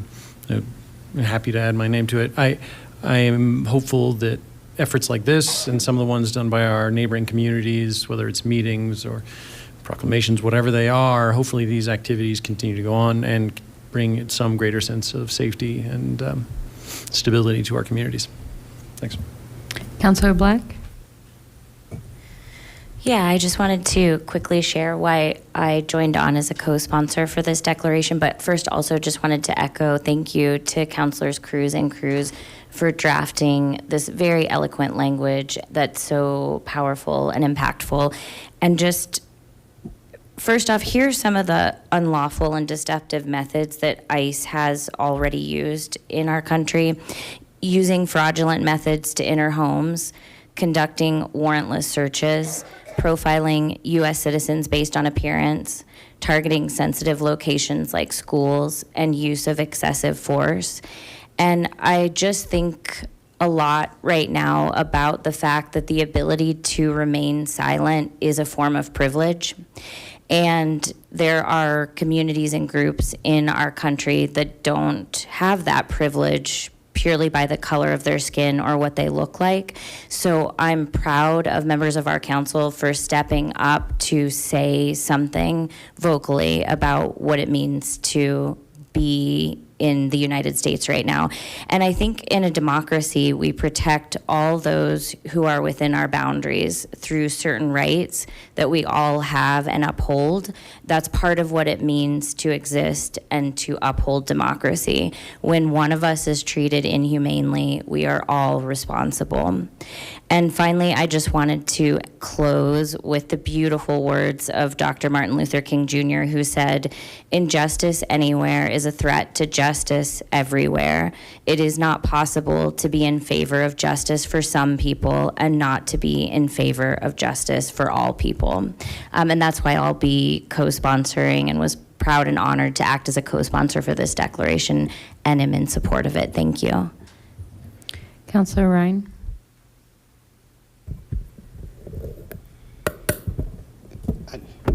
I also join in and ask that my name be added to this as well. It's a beautiful declaration, and I thank our councilors Ken Cruz and Isabel Cruz in drafting this. The language is beautiful. Some of you may know that I'm a lawyer, and one of the reasons that I became a lawyer is because the rule of law matters to me.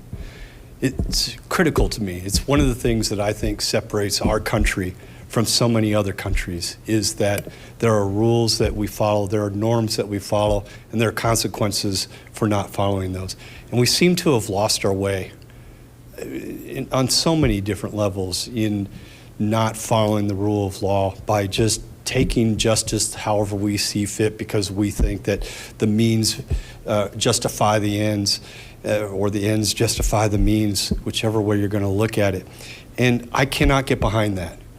There are rules, there are norms, there are processes that are vital to the fact that make our country what it is. And we can do better. We should do better. And I think this declaration speaks to that need to do better and desire to do better. And frankly, it's just something that is so critical to what we need to do. I think I really was touched by one of the public comments, and I'm sorry I will not do you justice in repeating it, but some along the lines of, I care for so many friends and family who are in this situation, but I also care about those I do not know yet. And I thought that really resonated to me, and it was very much at its core, getting back to the idea that whatever religion we may follow, whether we follow religion or not, I think at its core, so many of us follow the creed of to love thy neighbor as thyself. And this helps bring that to light again, that we need to get back to the idea that we are all neighbors and we all need to be loved and treated with dignity and humanity. Thank you. And I'll add that I also too would appreciate being added to this. I'm so proud of the progress that this council has made. There's a handful of us who are left who've been here for a number of years and saw maybe what past iterations were like. This wasn't even in the realm of possibility. And so for us to be this responsive so quickly and to have community members who are here holding us accountable, that words are wonderful, but we also need to walk the walk, and happy to stand with other cities we're seeing, like Aurora, like Denver, who are taking action, and hope that this is a catalyst for other communities across the Denver metro area to stand up. We need to see this sort of action at the state level as well, and really just thankful for the opportunity to add my name to this. Councilor Nystrom, your hand's up. Thank you. And also, Councilor K. Cruz, per our conversations, I appreciate you bringing this forward, taking the initiative on this, and the work that you've done on this. I think it's very eloquent, and I am very supportive of this. I'm very concerned about kind of the overall direction that our country is taking right now, and I hope that we can continue to work together as a group, focusing on some of the things such as masks and ICE camps and things like that we can get in front of this before it becomes a larger issue, and make a stand as a Lakewood community. Thank you. Councilor LeBeer. Yeah, I'll be short. I just wanted to echo what everybody else said. And of course, love to have my name associated with this as well. And, look forward to working with you all to do more on next steps. So thanks. Councilor I. Cruz.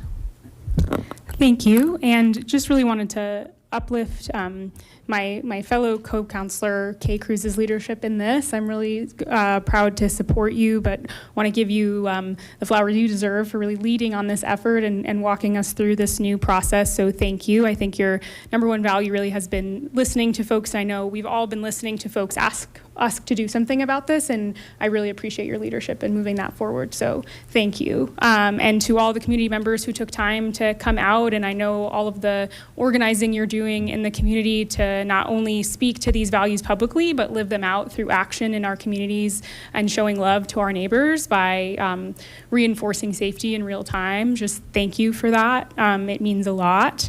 I think it is easy to watch what's happening in Minneapolis, what happened in LA, what's happened in Chicago and in other cities at this mass scale, and wonder, as everybody has been speaking to, when that's coming here. But just do want to echo something I heard in the public comment that I don't think is as presently in the conscious of everybody in our community as it should be, which is that this terror is here in our community every day. There are families in my district, in all of our districts, in all of our communities who are living without their loved ones. This didn't start with this administration, but it's being ramped up by this administration. It is terrifying to me that there are mothers with their small children whose husbands have been sent away to different states, freezing in camps in other states that now have no ability to provide for their kids. That's happening to constituents in my district. And so this is, I think, a powerful statement that I'm really proud to be working on with all of you, and would appreciate continued conversation about what we can do to continue to ensure that all members of our community can feel safe, and that people, regardless of whether they were born here or whether they chose to make their life here in this country, can really have access to opportunity. So thank you all. Mayor, I don't have any other hands up. Okay. All right. Thank you, everybody. And with that, we will move forward. I don't believe, Deputy City Manager Goldstein, do we have an executive report? We do not, Madam Mayor. Okay, thank you. Then with that, we will go ahead and open City Council reports. We'll start with Ward 5.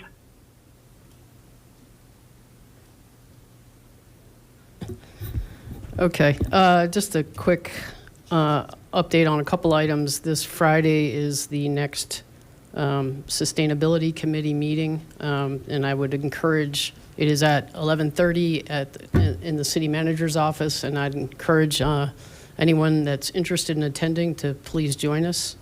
Our next ward meeting will be on, sorry, where did I write this down now? March 28th. At Westwoods Community Church at 9 a.m.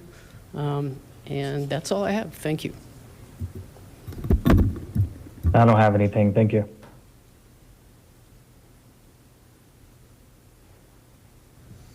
Well, I'll start because I can't tell whether it was you or me. All right, well, I'll start, although I don't know how much there is to say.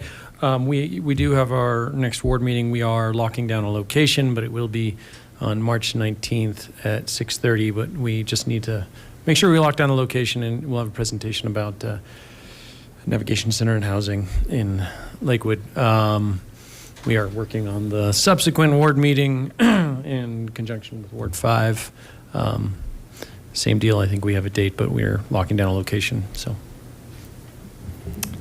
I don't have anything to add. Thank you. Ward 3.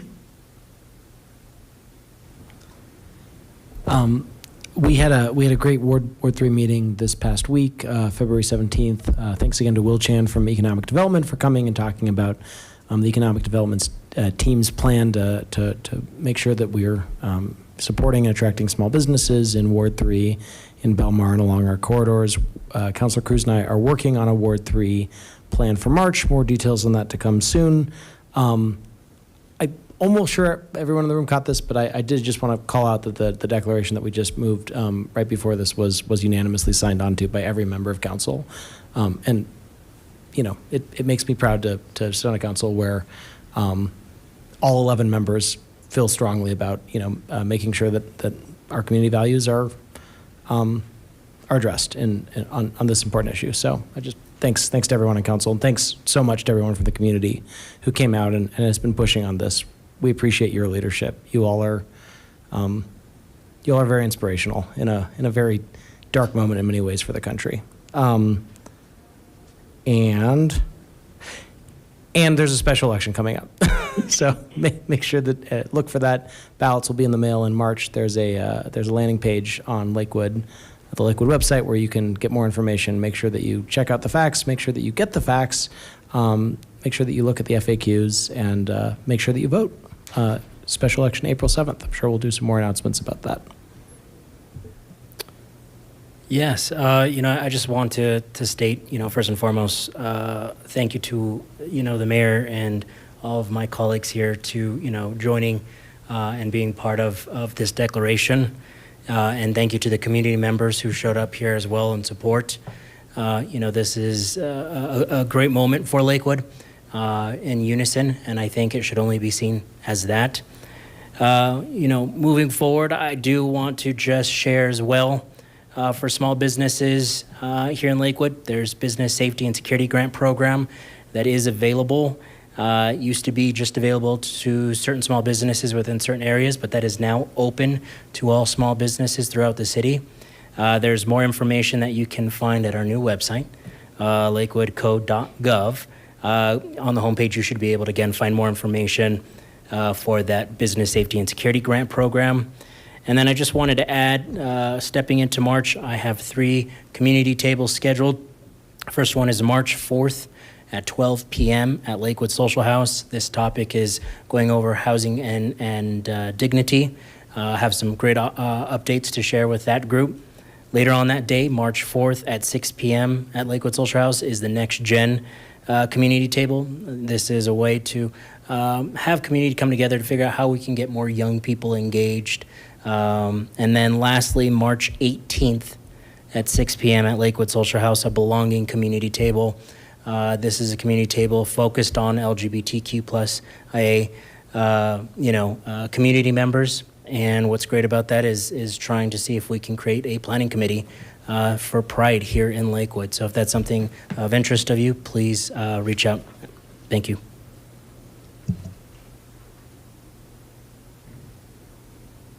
Ward 2. I just have 2 quick updates. First, there's going to be a community cleanup at Mount Air Park on Saturday, March 7th at 11 a.m. We'll meet at Mount Air Park, and it's a great opportunity to spend some time outdoors and connect with your community. I also just want to give a huge thank you to Trevor Wolfson with the City of Lakewood staff. He leads community programming, and he's just an incredible asset to the city. We're very lucky to have him, and I think his passion for community and just trying to lead these events and bring residents together is really clear. So I wanted to give him a huge thank you. And then in March, we'll be hosting a shared Ward 1 and Ward 2 meeting, and that'll be Thursday, March 19th at 6 p.m. at the Hub building at 6501 West Colfax. So more information to come on that. That's all I have. Thank you. I just wanted to do a quick shout out. Thanks to everybody who joined us for a lively ward meeting last Thursday, and grateful for Chris Connor for joining to talk a little bit about our homeless services and the Navigation Center, as well as our partners at the Volunteers of America, who are going to be running the Navigation Center, which is, I hope this is the last time I will say it's opening soon. I hope the next time we're talking about this, it will be open. Really, I think there was a lot of interest in the community, and so really grateful for them for joining our meeting. I also just wanted to shout out, I think there's been some awesome Black History Month programming at the Lakewood Cultural Center. I'm really excited to see the Langston Hughes project this weekend, and I think that there's just a couple of tickets left. So if you haven't gotten to check out the Lakewood Cultural Center and some of the Black History Month programming, I'd recommend it. It's going to be really exciting. All right. I will be speaking on behalf of both myself and Councilor Sinks, as she's resting her vocal cords. I do want to just show, again, just a lot of gratitude to be a member of a body that leads with so much of your values and willing to step into these spaces. And so thank you for that. Two quick announcements. The Sustainable Neighborhoods Program is welcoming 2 new neighborhoods this year, and applications are open until March 2nd. I will say this is how I got involved in my community. I was a charter organizer in the South of Sixth group, and it was a tremendous way to get to know my neighbors, to get involved in the community, to better understand how the city works, and really encourage folks to consider that. Also tomorrow from 6 to 7:30 at the West Metro Training Center at 3535 South Kipling, they'll be hosting an open house as they start the process to update the community wildfire protection plan. So inviting community members to come out and share your thoughts on that. This is an important topic. We've seen tragedy strike in the Marshall Fire, and I really appreciate West Metro's efforts to make sure that we are being thoughtful and proactive. And then we'll just add, regarding the March 19th joint meeting, the topic will be joined by members of the Parks and Community Resources Department, and talking a lot about what's happening, all things parks, particularly in the north side. And that's it for Ward 1. All right, I've got a really quick one and then we'll wrap us up.